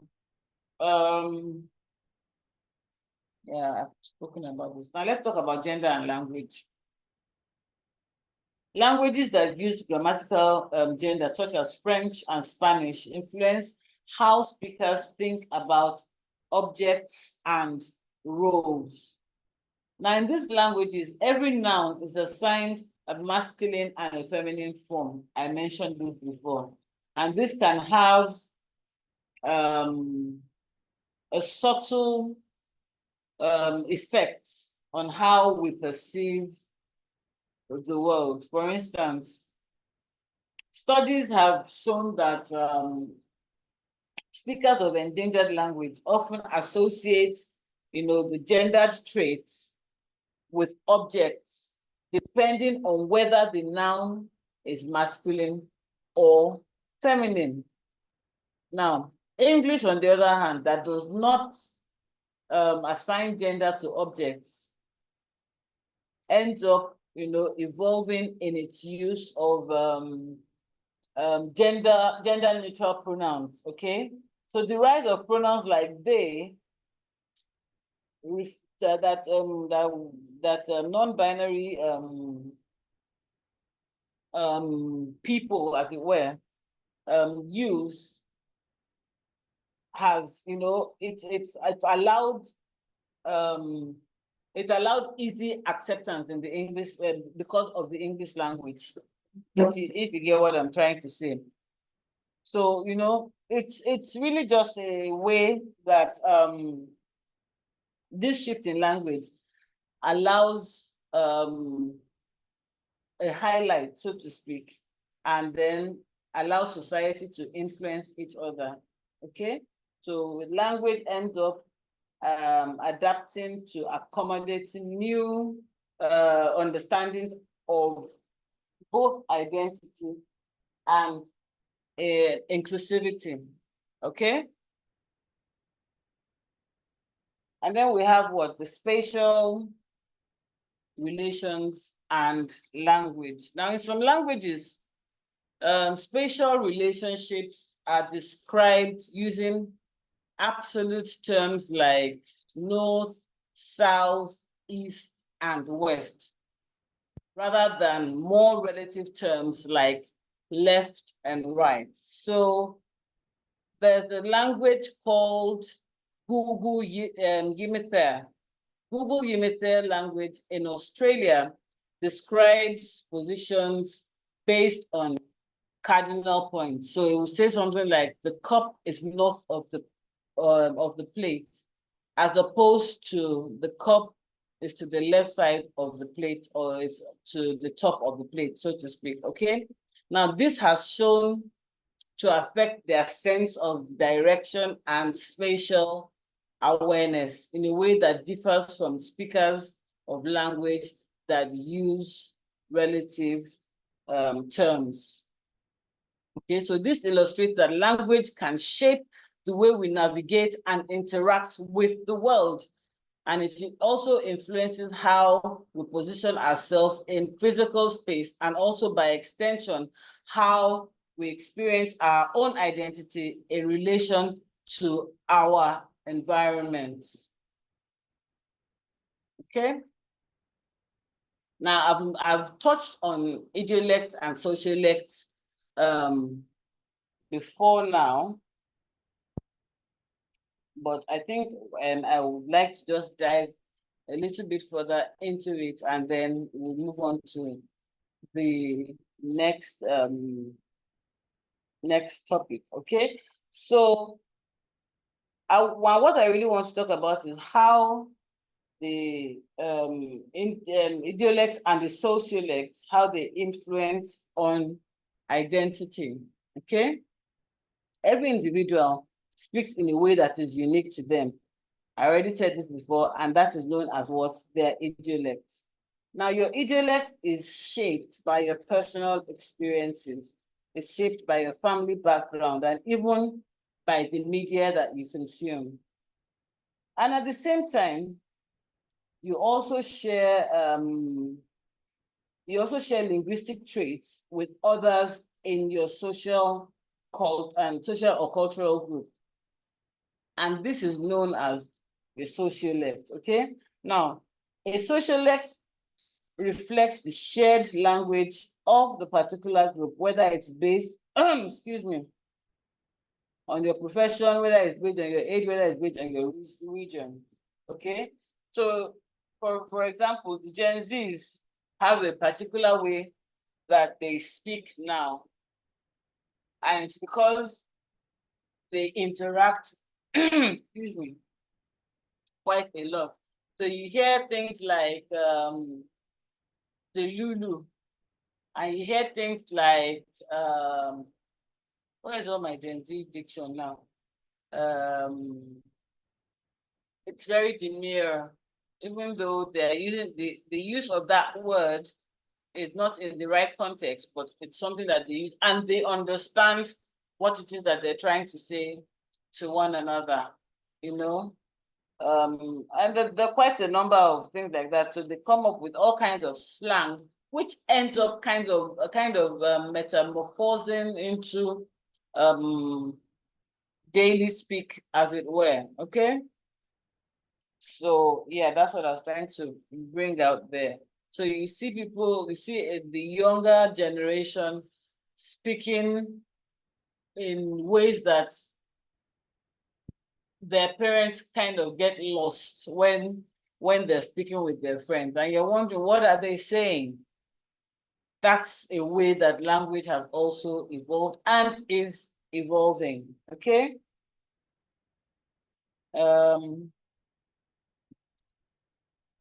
Yeah. So okay. So let me just delve into this a bit. So features of an idiolect. So we have vocabulary, the choice of words that is influenced, like I said before, vocabulary. We have the pronunciation and the accent. So as an American, the word schedule is pronounced as schedule, whilst it's a British person will say schedule. Okay. Grammar and syntax. An example of that would be that, an individual might habitually use the passive voice, even though it sounds off, but most of the time we use the active word. So rather than say, John ate the cake, which is what most people would say, and which is the more acceptable way of speaking, you hear some people say things like, the cake was eaten by John. And then speech habits, like I said before, fillers and all those things. And then why do idiolects matter? Why do idiolects matter?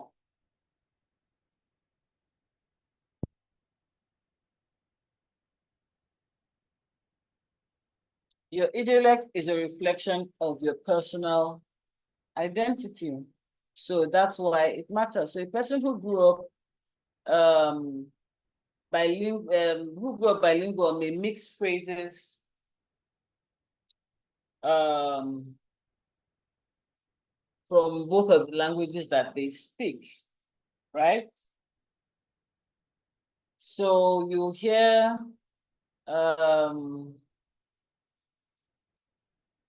someone referring to certain words in one language while speaking another. You know, I mean, I do it quite a lot when I'm in the kitchen, for instance. I start to say things like, "Oh, bring the ororo here," instead of saying, "Bring the oil." It's simply just a way of making my language more colorful. It's not that I do not know that the word for ororo in the English language is oil, but I just like to use the word ororo rather than oil. Okay? And I bet that there are quite a number of people who do that as well. Okay?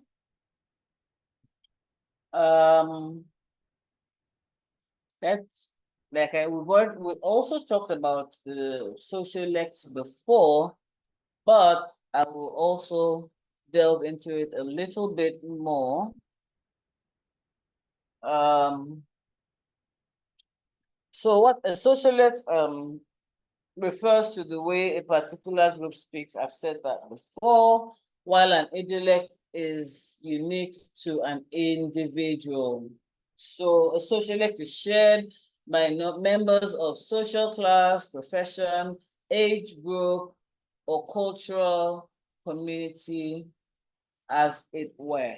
Sociolects often arise because of shared experiences, education, and social practices within a group. And again, another features of sociolect is vocabulary.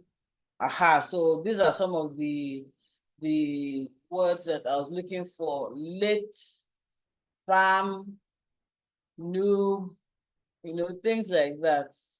That these are words that are used by our Gen Zs now, okay?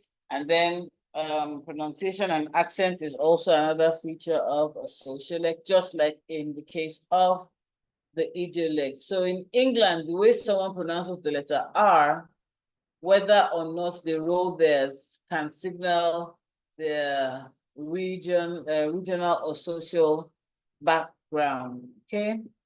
And then grammar. Sociolects may differ in how certain grammatical structures are used. While some groups use non-standard grammatical forms, others would use the standard form. Okay, why do sociolects matter? Why does sociolects matter? It helps people establish and maintain a social identity. So they're able to signal their membership in particular groups, and it helps to foster a sense of belonging. You go to a place and you meet people who sound like you, you're immediately drawn to those people, especially when it's in a place where you find yourself alone, okay? So people often adjust to their sociolect depending on who they are speaking with. And that phenomenon is known as code switching. So a young person might speak one way with their friends using informal slang, but switch to more formal sociolect when speaking with their teachers or during a job interview. I've seen this happen a lot. Our children do it a lot. When they're speaking to their friends, when they're chatting with their friends, different entirely. Now, when they're speaking to you, they know that you probably will not even understand half of the things that they say to their friends. So then they're being more considerate, and then they code switch to speaking to, you know, to speaking a different way to their parents, and then code switch to speaking to speaking in a different way to their teachers. So you can see that now code switching happens in maybe 3 or 4 different social groups, as it were. Okay. So socialists have a cultural identity, they have a class identity, and if you want to look at the examples, you'll see that in many parts of the UK, accent and speech patterns are often associated with socio economic class, you know, so certain people speak a certain way and they're being perceived as educated, while certain people speak a certain way and they're being perceived as uneducated. And the same thing applies here in Nigeria as well. The way you speak determines the way people perceive you, okay? So that is that for our first part of English, and that's talking about the foundational knowledge of the English language. Now we'll move on to English grammar.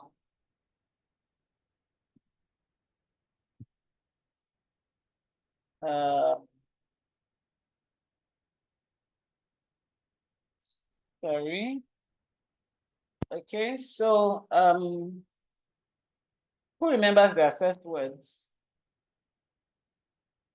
Who remembers their first words? Or did anybody tell you about your first words at any point in time? Does anybody know? Put it in the chat room. Do you remember your first words? Well, they told me that my first words were Papa. That's what my mother told me. But I'm not so sure now, because whilst it is the first thing that I said, I don't think it was actually a word. I don't think it was actually a word. I think it was just me mimicking sound, like we said before. But anyway, most of us pick up our language from our parents, from our brothers and sisters, from our aunties and our uncles, and just basically the people that we're surrounded by, okay? That's the case with most of us. And some of us, of course, we learn how to speak formally, but most of us pick up, okay? My earliest reading memory, I'm certain that my earliest reading memory was reading Queen Primer, one tiny yellow book like that. Because again, I had to learn how to speak English. And so, okay, well, that's not my earliest reading memory. That's my earliest English reading memory. But I'd already started reading and looking at German books before I started speaking and learning English. So yeah, for me, I would say that my earliest English reading memory was reading Queen Primer. Okay. Now, every language has its rule. Every single language has its rules, and English language is no different. Once you learn the conventions of any language, actually, then you'll be well on your way to communicating effectively. But you need to consider the difference between speaking and writing. Because in speech, you can use informal language and gestures. But with writing, you need to follow structural rules, okay? You need to follow structural rules. So that's why it is important in communicating clearly to follow rules that have been assigned by whatever language rule we're talking about. And in this case, we're talking about the English language. It's in English language, you need to be precise. You need to be precise. Precision is the key to clear communication. Okay, look at this picture, for instance, here. The guy says, I'll hold the nail, and when I nod my head, you hit it with a hammer. Now, it's obvious that this man wants his friend to hit the nail with the hammer. But because he has said, when I nod my head, this guy has forgotten about the nail and has gone ahead to hit his friend's head with the hammer. Now, what should he have said? What should he have said? I want you to write in the chat room. What should the man have said rather than I'll hold the nail and when I nod my head, you hit it with a hammer?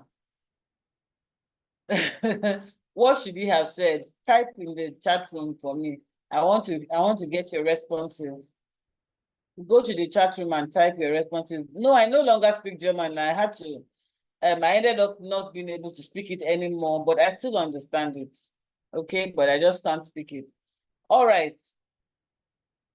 Please, chat room, I want to hear your responses. What should he have said? As opposed to, I'll hold the nail, and when I nod my head, you hit it with the hammer. What should he have said? Okay, hit the nail whenever I nod my head.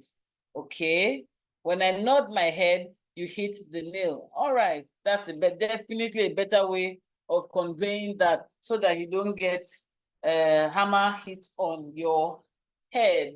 All right, so it's important to communicate clearly. Okay. Now we have some words called archaic words. Archaic words, and these words are words that have become obsolete because for some reason they fell out of use.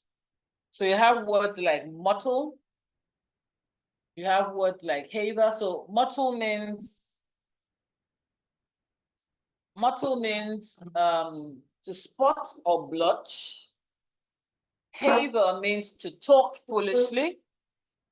Caulk is to seal the seams of a ship. Fulminate means to flash like lightning. Evince means to show or illustrate a quality. Delate means to inform against someone. Baize is the coarse woolen material, usually for covering. Inveigh is to speak violently against someone. Jorum is a large bowl for drinking, such as punch. Null is a knot or knob. A lachet is a strip of leather for fastening a shoe. And an aurist is an ear specialist. Which of these words have you heard before? I want to see it in the, I want you to type it in the chat room. Which of these words have you heard of before or have you seen before? A lachet, I think that's the most common one, yes. Any other word? Any other word from anybody else? Mottle, haver, caulk, fulminate, events, delate, base, invade, jorum, no, lachet, aurist. Fulminate, okay, okay, all right. So, but a lot of these words are not being used anymore, right? A lot of them are not being used anymore. Not is not an okay. Not is not an obsolete word. It's not an archaic word. It's no that is an archaic word, which means not. All right. Okay, moving on. There's something also called lost words, which are these words that we just talked about. Okay, and then we have some new and troublesome words. New and troublesome words. And some of these new words are blading, which is the act of rollerblading or skating while wearing a modified version of roller skates called rollerblades. There's something called cross training, which is a type of athletic shoe designed for cross training. There's something called televangelist, which is the word used for an evangelist who conducts regular religious services on TV. We have road rage, which is the aggressive driving habit, often accompanied by the dehumanization of other drivers and sometimes resulting in violence against other drivers. And then artsy, somebody who pretends to be artistic or who is overly artistic. So these are new words that didn't always exist, but now exist as words that people use on a regular basis. Okay? Now, let's talk about punctuation, and punctuation is extremely important. Punctuation is essential for making sense of written words. Okay, so it can change the meaning of a sentence, and it can also dictate the flow of a conversation. Okay, how does punctuation work? Now, when we speak, we naturally pause, raise our voice for questions, or emphasize certain words. In writing, punctuation symbols guide the reader in the same way as how it is when we speak. So I would rather you look at them as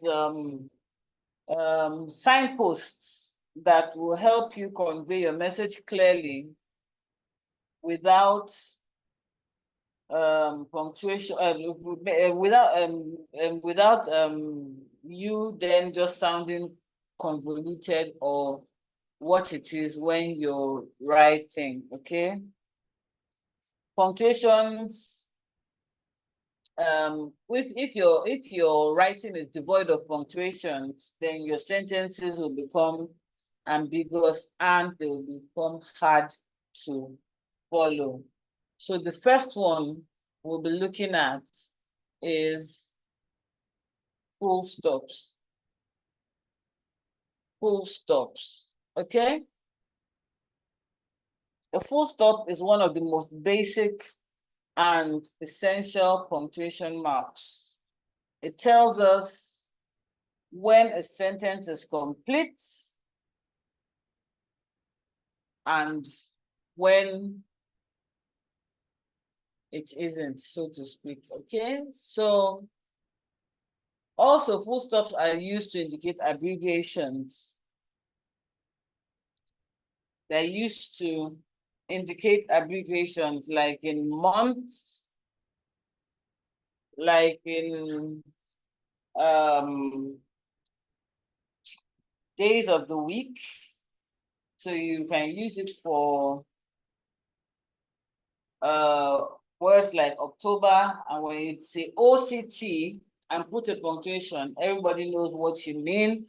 Or Monday, MON for Monday, and people know what exactly you're referring to.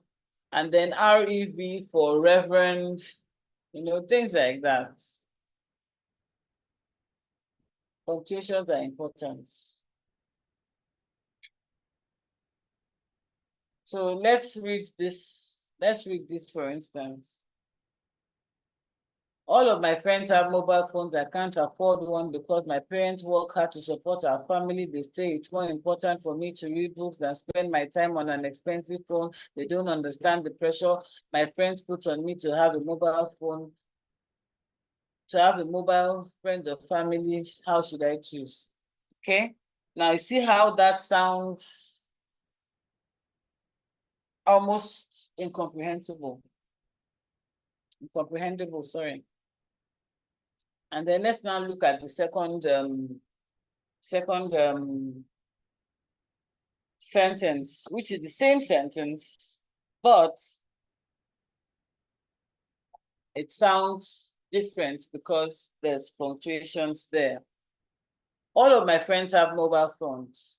I can't afford one because my parents work hard to support our family. They say it's more important for me to read my books than spend time on an expensive phone. We don't understand the pressure my friends put on me to have a mobile phone. Friends or family, how should I choose? I'll look at the difference between first reading and second reading. I don't think I need to say too much more on how important punctuations are. What are commas?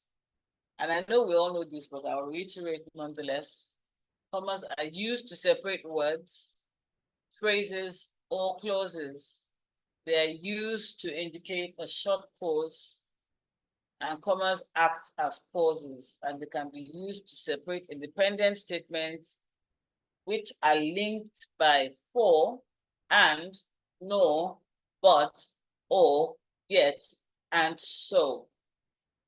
Now let's read these examples and consider how commas are used to separate parts of the sentences. Jenny said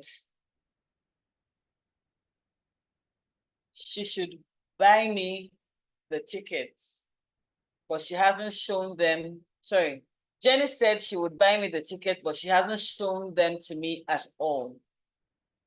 I'm buying a new car, but I won't pick it up for another month. I'm going to the party, so I don't expect to come home before midnight. I have never read Shakespeare, nor has my friend Emma. She picked the whole crate up in one go, but she's an athlete and I am not. Would you like some cake or would you prefer fruit?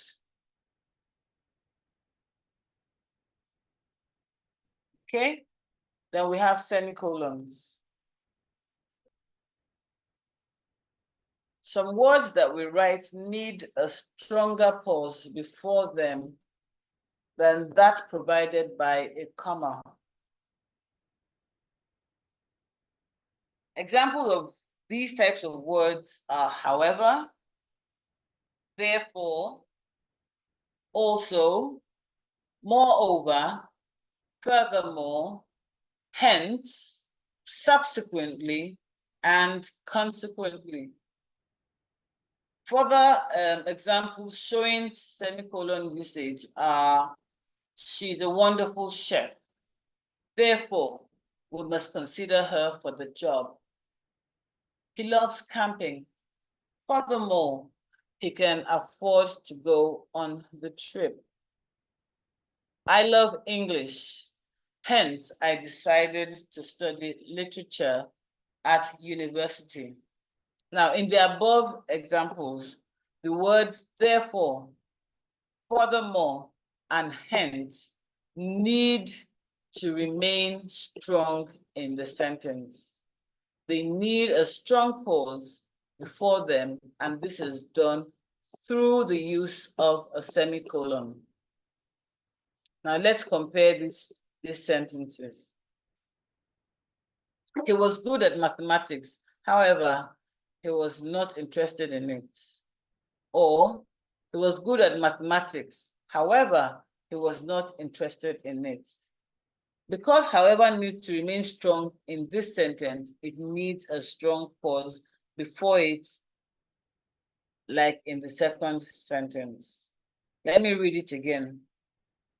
He was good at mathematics, however, he was not interested in it.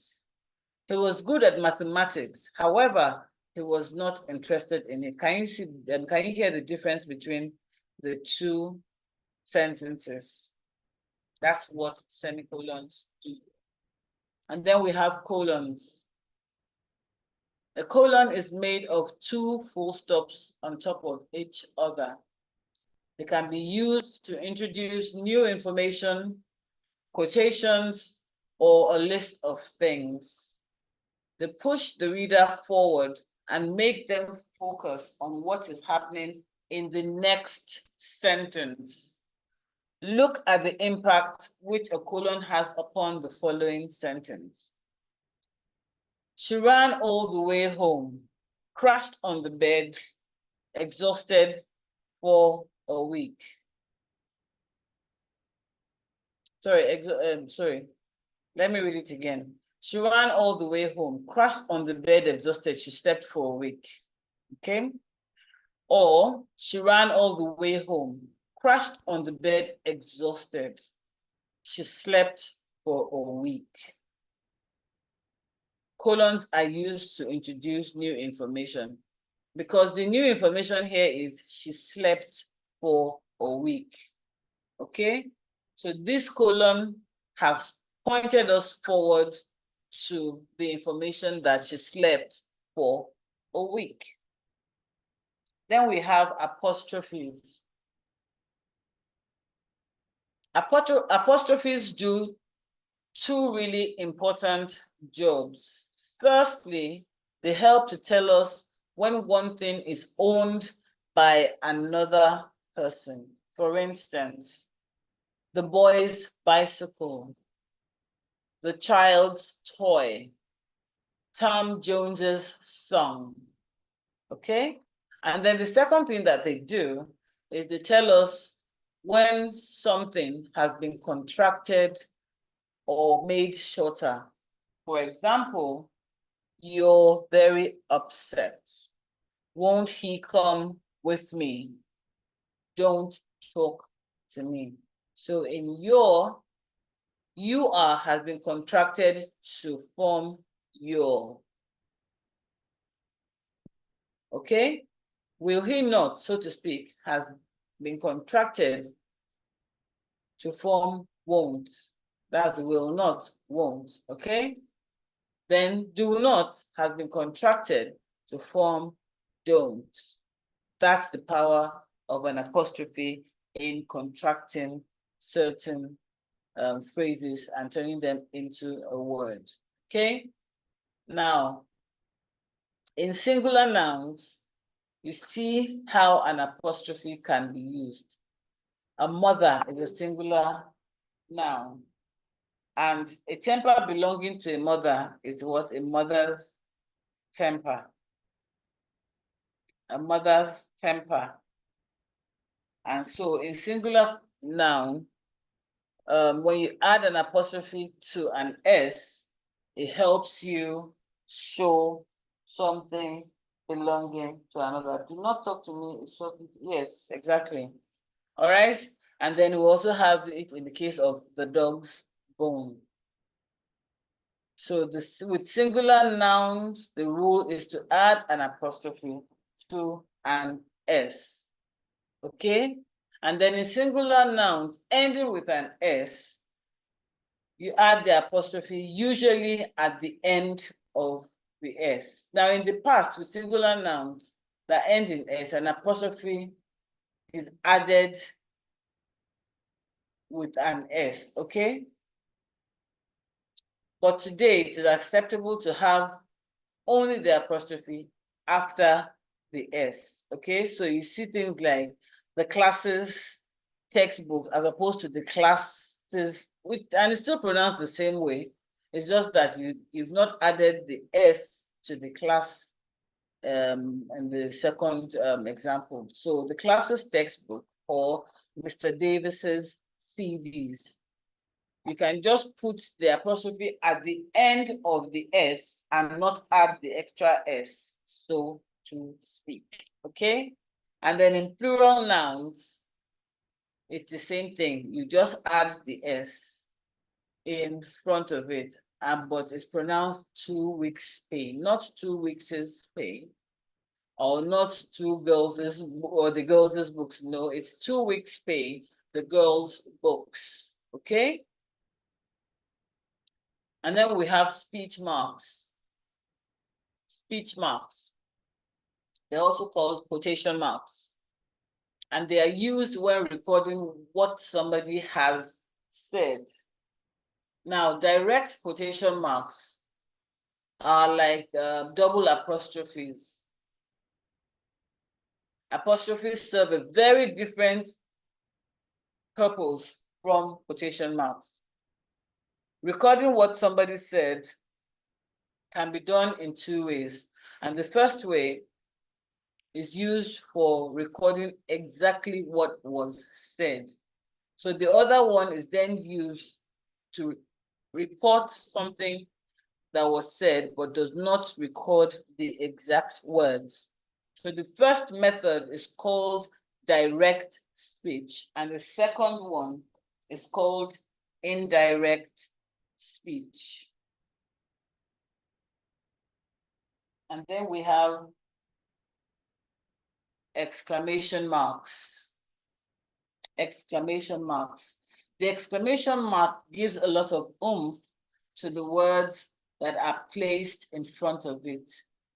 It can tell us that a word is stated in anger or disgust and has the opposite meaning, or is an insult or a command. It can also show excitement, okay? So example is, give me my money. Or you're such a nosy Parker. Or you have to do 4 essays by Monday. Okay? So there's that. And then you have question marks. Question marks. Now this is an easy one.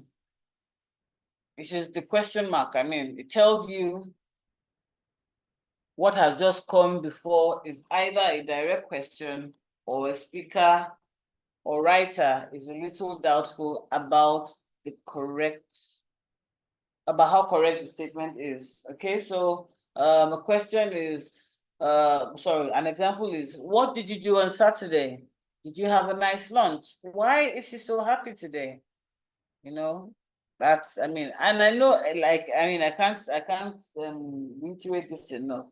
I'm very aware that you know a lot of these things. However, sometimes it kind of escapes our memory when we're reading, when we're writing, or even when we're speaking, okay, especially in this part of the country.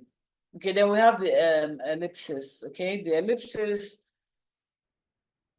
is used to show that the writer has left something out deliberately, or has offered a thought that isn't complete, or to show that time has passed, or to show that a speech was all over the place. So an example of an ellipsis is, or of the use of an ellipsis is, I wanted to tell her that I loved her, but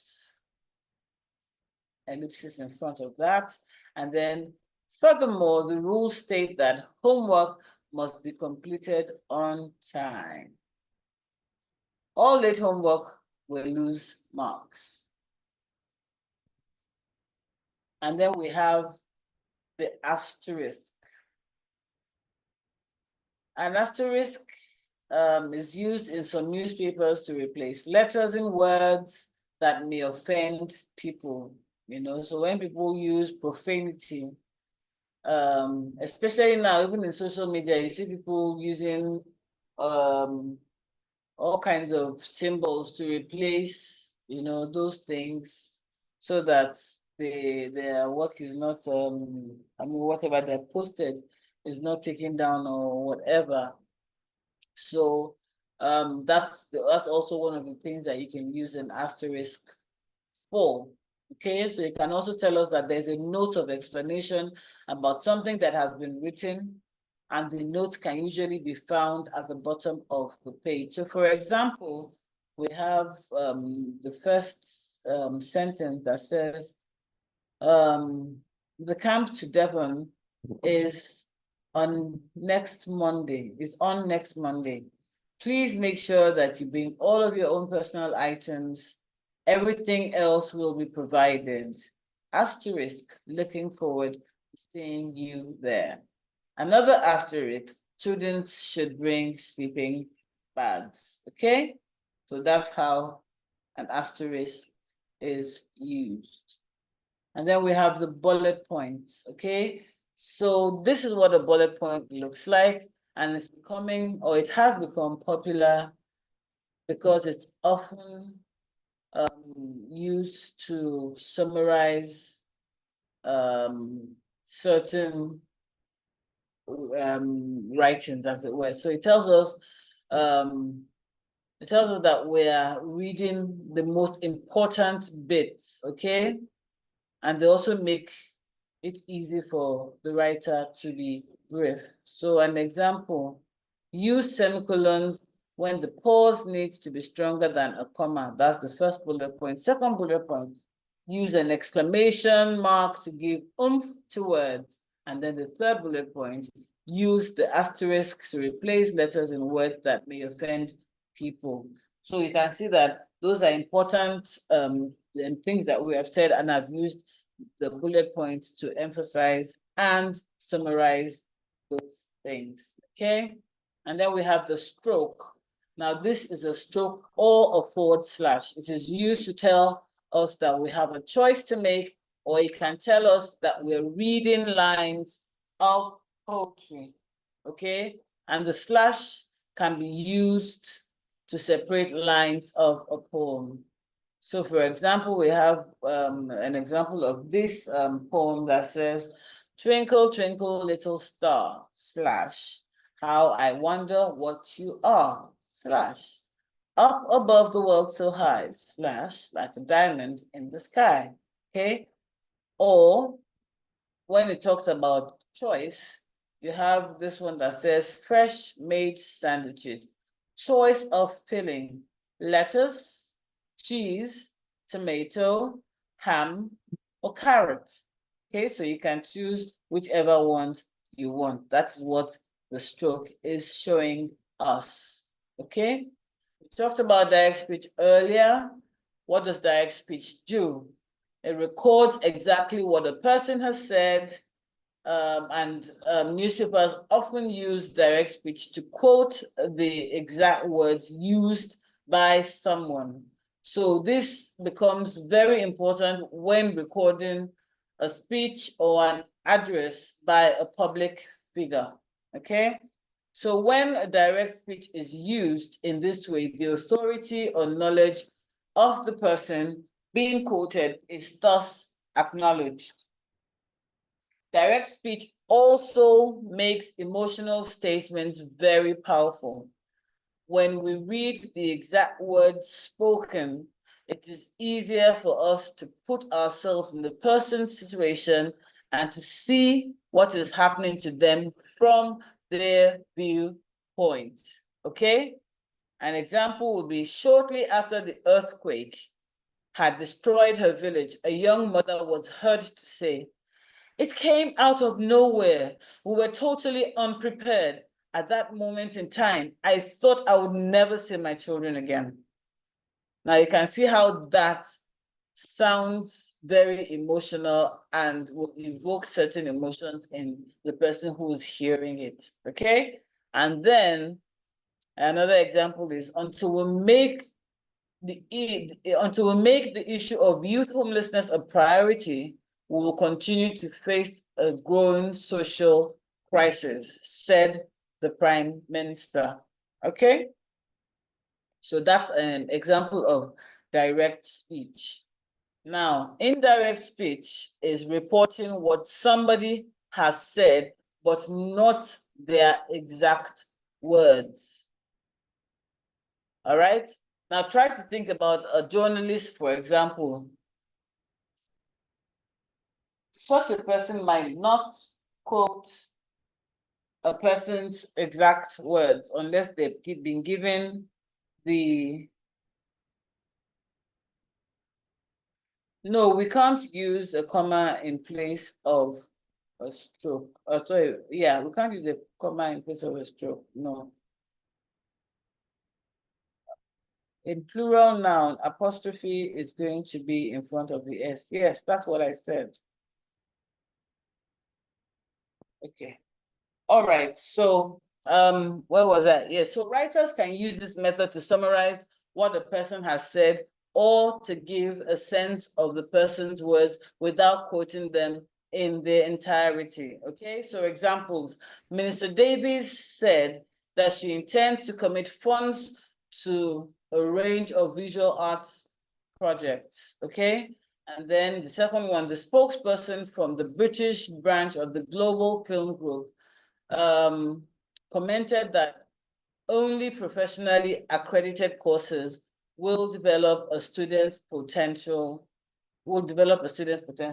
So you can see that this is not quoting the exact thing that Mr. Davis said or what the spokesperson said. The person who has written this is reporting their speech without using the exact words. So, direct speech example, he said, I'd really like to go to Canada. Now here, the words are recorded on paper and placed in speech marks to show that they are accurate. That means that this is the exact thing that was said. Okay? The exact thing that was said. Notice that all the punctuation marks go inside the speech marks and the spoken words start with a capital letter. That's the appropriate way to use speech marks. Use speech marks at the beginning and at the end, where all the punctuation marks go inside of the speech marks. Okay, an example of indirect speech of the same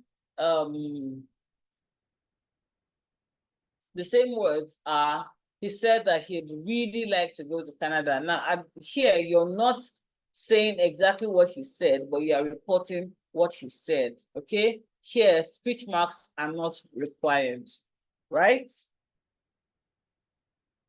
And then we'll talk about parts of speech. Parts of speech. We have nouns. I remember growing up, I think the first time I learned about what a noun was, I was in primary 1. And I had repeated primary 1 actually, because initially, like I said, I couldn't speak English. And so I was still learning how to speak English. Now, nouns are naming words. They are words that give us the names for all the things that we come in contact with in our lives. Without them, we would not be able to tell the difference between a chair and a couch, or hockey and soccer. The more you read about nouns, the clearer your communication. Sorry, the more you know about nouns, the clearer your communication will be. Nouns name things, as well as naming things. We can see such as people and places. Nouns also name things we can't see, such as emotions. So abstract nouns name feelings, concepts, and ideas. Okay, so examples of abstract nouns include principle, ability, cubism, silence, pride, love, cedar, democracy. Okay, now we have common nouns, we have proper nouns, we have collective nouns, we have abstract nouns. Common nouns are used for general classes of people, places, or things. Proper nouns are used for people, places, organizations, days, months, or titles. Collective nouns are used for groups of animals, people, or things. And abstract nouns describe qualities or states of being.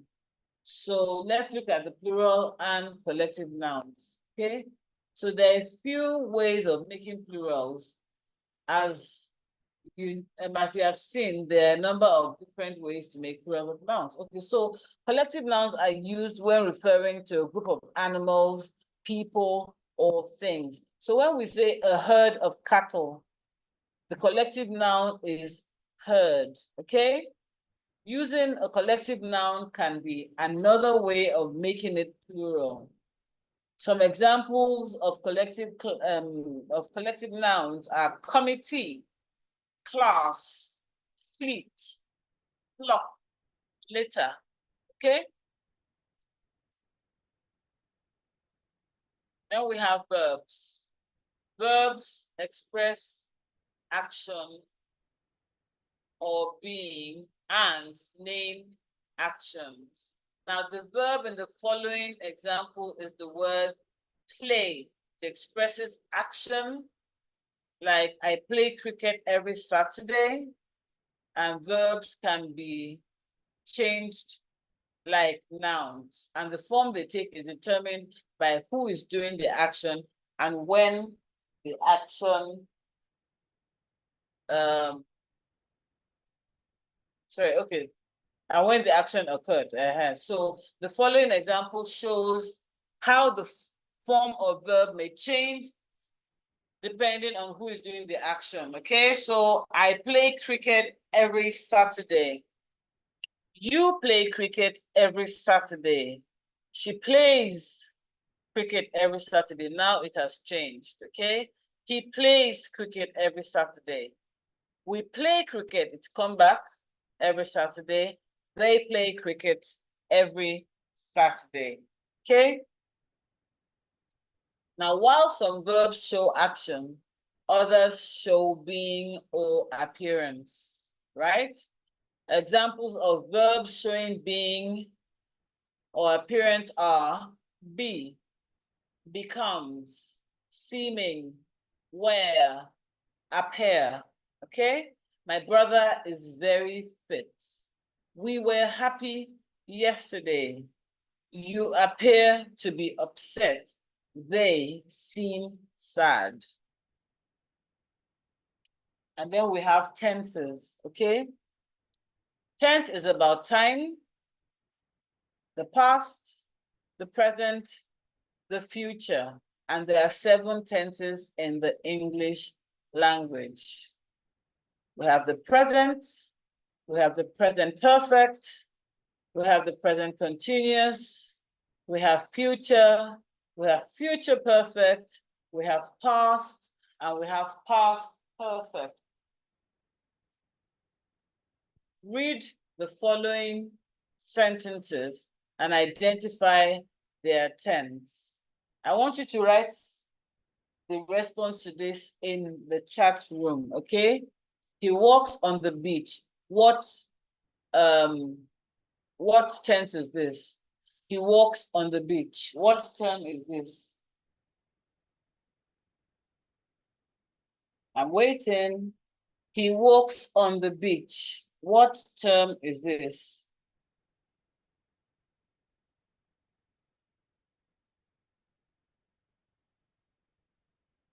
I'm waiting. What tense is he walks on the beach?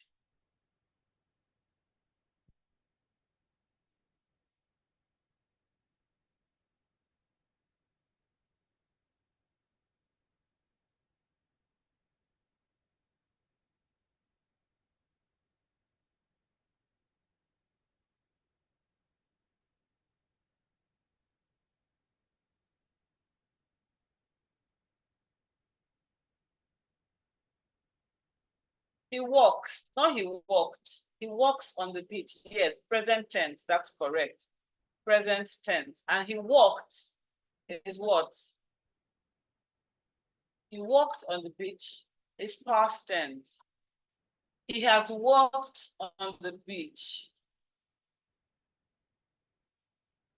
Past perfect, okay? He had walked on the beach. past perfect, right? He will walk on the beach. Future tense. He will have walked on the beach.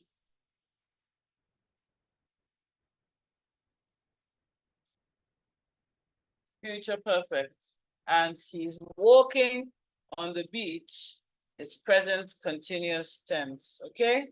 These are things that are important because often I've heard many people jumble up their tenses.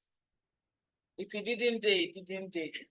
I know that's a joke, but there are people who actually talk that way. So yes. Okay, then we have adjectives. Adjectives. And adjectives are words that tell us something about the quality of nouns or words that stand for nouns like pronouns, okay? And they modify other words and tell us more about them. So an example of an adjective that is modifying a noun would be a kind boss, the adjective being kind, the boss being noun, a good friend, a lovely dinner, okay? And then adjective modifying pronouns are, he was funny, funny being the adjective, and she's charming, where charming is the adjective, okay? Adjectives can come in three forms. They not only tell us qualities of nouns, but they also allow us to compare the qualities of the nouns. And these forms are called the positive, the comparative, and the superlative, okay? Positive, comparative, superlative, okay? The positive simply states the quality. The comparative form compares the quality of two things, and the superlative form compares the quality of three or more things. So an example here would be, the good surf was worth waiting for. A comparative version to that would be, the surf yesterday was better than the surf today. And the superlative of that would be, it is the best surf I have ever seen. A simpler version would be to say positive, comparative, superlative, tall, taller, tallest, small, smaller, smallest. And then we have adverbs. Adverbs modify verbs, usually ending in ly. They also modify other adverbs and adjectives, okay? So it's important to note that while most adverbs end in ly, there are exceptions. Adverbs answer certain questions such as how often, where, and when. They also show time, place, and manner. And then we have prepositions. The word preposition is derived from the Latin word prepositio, okay? And it means putting before. A preposition is a word used to show the relationship with nouns, pronouns, or other words in a sentence. A preposition can tell time, e.g., we will meet around midday. Around is the preposition. It can tell position. For example, I stayed at home today, okay? It can also tell means. My friend traveled by plane, okay? Common prepositions are about, above, across, after, along, among, around, as, at, before, behind, below, beneath, between, by, concerning, despite, during, for, from, into, like, of, outside, past, regarding, since, till, to, under, until, and with. Okay? And then we have pronouns. Pronouns are used to avoid repetition and to take the place of nouns like persons, places, or things. So you have she, her, he, him, they, them, he, him. Okay? Let's read an example without pronouns. John asked Sarah to the party. Sarah told John that Sarah would go with John. John said that John was very pleased that Sarah accepted the invitations. Now look how many times we had to repeat the name John and Sarah in this sentence. Now let's look at it with pronouns. John asked Sarah to the party and she said yes. John was very pleased and that she accepted. See how simple that sounded? Pronouns play a vital role in English language, and if you're not convinced, try to have a 5-minute conversation with a friend without using one single pronoun. I promise you, you will be exhausted. So just like these nouns, just like the nouns, these words replace, just like the nouns these words replace, they can be singular or plural. They can refer to males or females, and they can change their form depending on where they're used in a sentence. And there are 3 main types of pronouns. So you have personal pronouns like I, my, mine, me, you, your, yours, he, his, him, she, her, hers, it, its, we, our, us, they, their, theirs, and them. And then we have the relative nouns, who, whose, whom, whoever, whomever, whatever, which, that, and what. And then we have the indefinite pronouns, some, something, someone, somebody, one, nothing, no one, nobody, neither, everything, everyone, everybody, either, each, anything, anyone, anybody, any, all. Okay? So that's that for the tenses, the parts of speech, the punctuations, and things like that. So let me read out some of the key points that we've got out of this. So most people learn language from their family and friends or their community. Once you understand the rules of a language, you can communicate effectively. The English language has been influenced by other languages such as French, German, Latin, Greek, Arabic, and Indian. Certain words are no longer used in English language. Punctuation is used to help us make sense of what we read. Punctuation can alter the meaning of sentences. Using punctuation symbols helps you know when to stop a sentence, take a breath, pause, become excited, lift your voice to ask a question, and when to begin a sentence. A sentence is usually a complete statement. A full stop ends a sentence. Most people learn language from their family and members of their community. Once you understand the rules of a language, you can communicate effectively. The question mark is used when what has just come before it is either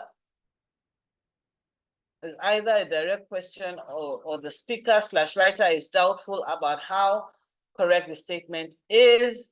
The ellipsis is used to show that the writer has left nothing out, has left something out deliberately. The asterisk is used to replace letters in words that may offend people. Bullet points are used to summarize information.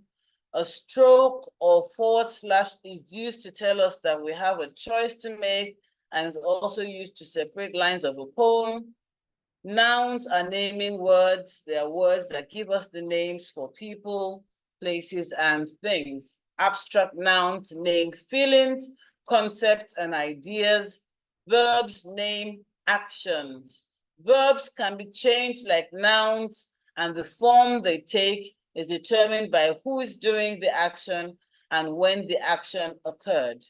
Some verbs show being or appearance, such as to be. Adjectives are words that tell us something about the quality of nouns. Superlative adjectives are created using the formula most adjective est. Adverbs modify verbs and usually end in ly. A preposition is used to show the relationship between nouns, pronouns, or other words in a sentence. Pronouns are used to avoid repetition and to take the place of nouns in a sentence. There are three main types of pronouns: personal pronouns, relative pronouns, indefinite pronouns. Okay? Well, I think we should end here today and continue next week, because if I go into tautology, it will take a long time. So we will end the class here today and resume next week with tautology, after which we will then go into common mispronounced words, especially by Africans, and we'll go through those words one after the other. Do you have any questions, please? Any questions?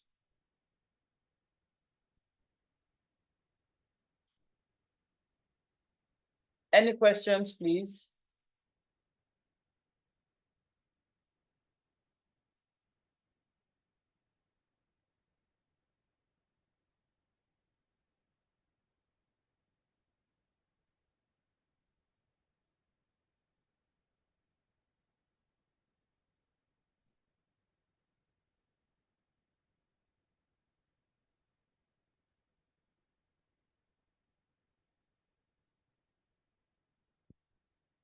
I can't hear you. Mercy, are you saying something?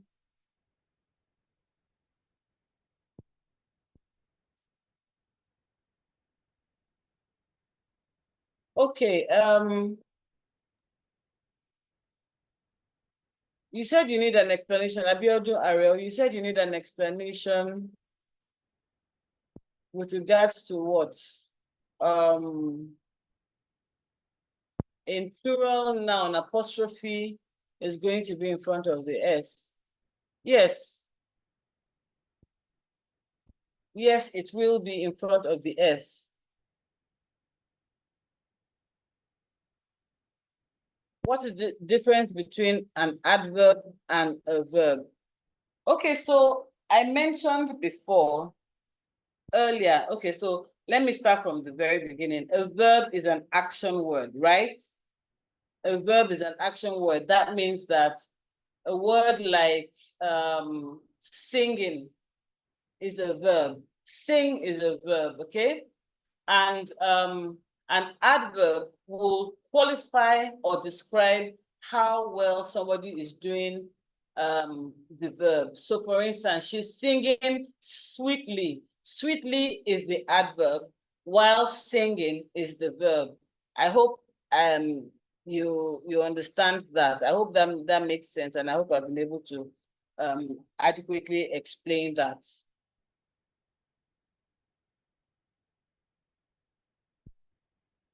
Idris, I hope I answered your question.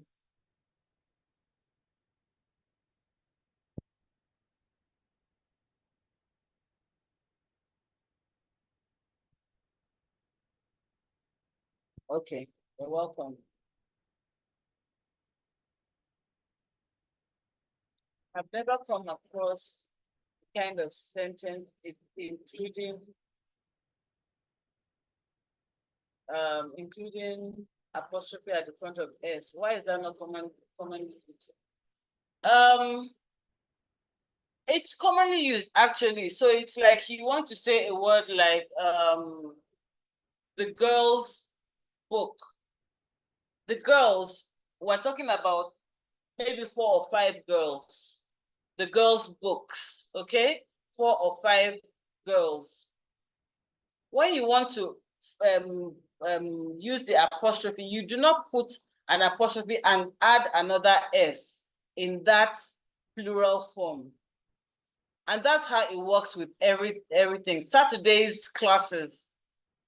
Do you understand? If you don't want to say the word Saturday classes and you say Saturday's classes, you do not put an apostrophe before the S, you put it after the S.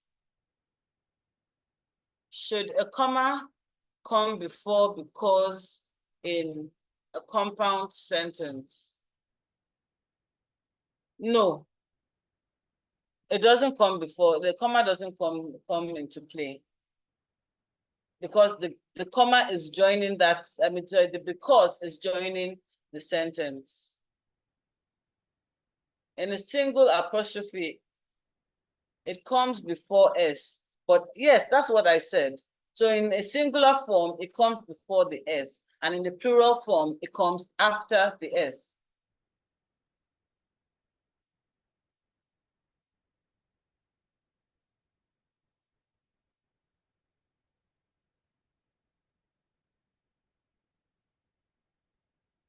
Oh, absolutely. You can say Saturday's classes as well.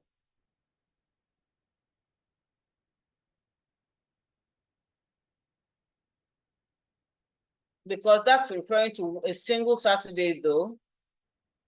I'm not, not 4 or 5 Saturdays, not multiple Saturdays. If you're referring to a single Saturday, then you can say Saturday's classes. That means that you have a number of classes in one Saturday. But if you're referring to the a number of classes across several Saturdays, then you know that you have to move the apostrophe in front of the S.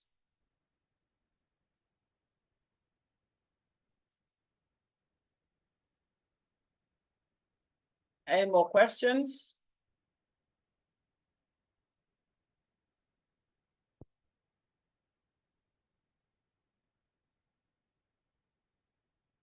Any more questions? Okay, I said that in the case of the question that you asked, that can we say Saturday's classes? If you're talking about one Saturday with plenty classes in that one Saturday, for instance, today being a Saturday, any class that you have after now, do you understand? And maybe let's assume that you have 3 more classes after the class that we've just finished. I will make sure that they have the material. Don't worry about it. So as I was saying, if you have 4 classes in one Saturday, for instance, then you can say Saturday's classes went well. Today's Saturday's classes went well, all right? But if you're having classes today, like for instance, you have 4 classes today, you have 4 classes next Saturday, you have 4 classes the Saturdays to come, then you have to change it from Saturdays with the apostrophe before the S to Saturdays with the apostrophe after the S. Okay?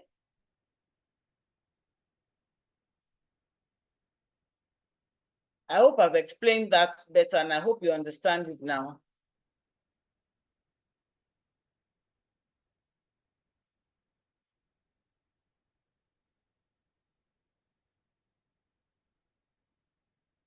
All right, I'm glad.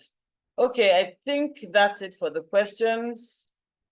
Mercy, I think you can take it away. I'm done. Thank you for coming to class, and I will see you next week, Saturday, bright and early. And I promise that next week, Saturday, will be an exciting session. Thank you. Thank you so much, Ma. Please, let's put a round of applause to our lecturer on the chat board. Let's appreciate her. She's done a lot, she's done a very good job today. Please, let's give her a round of applause.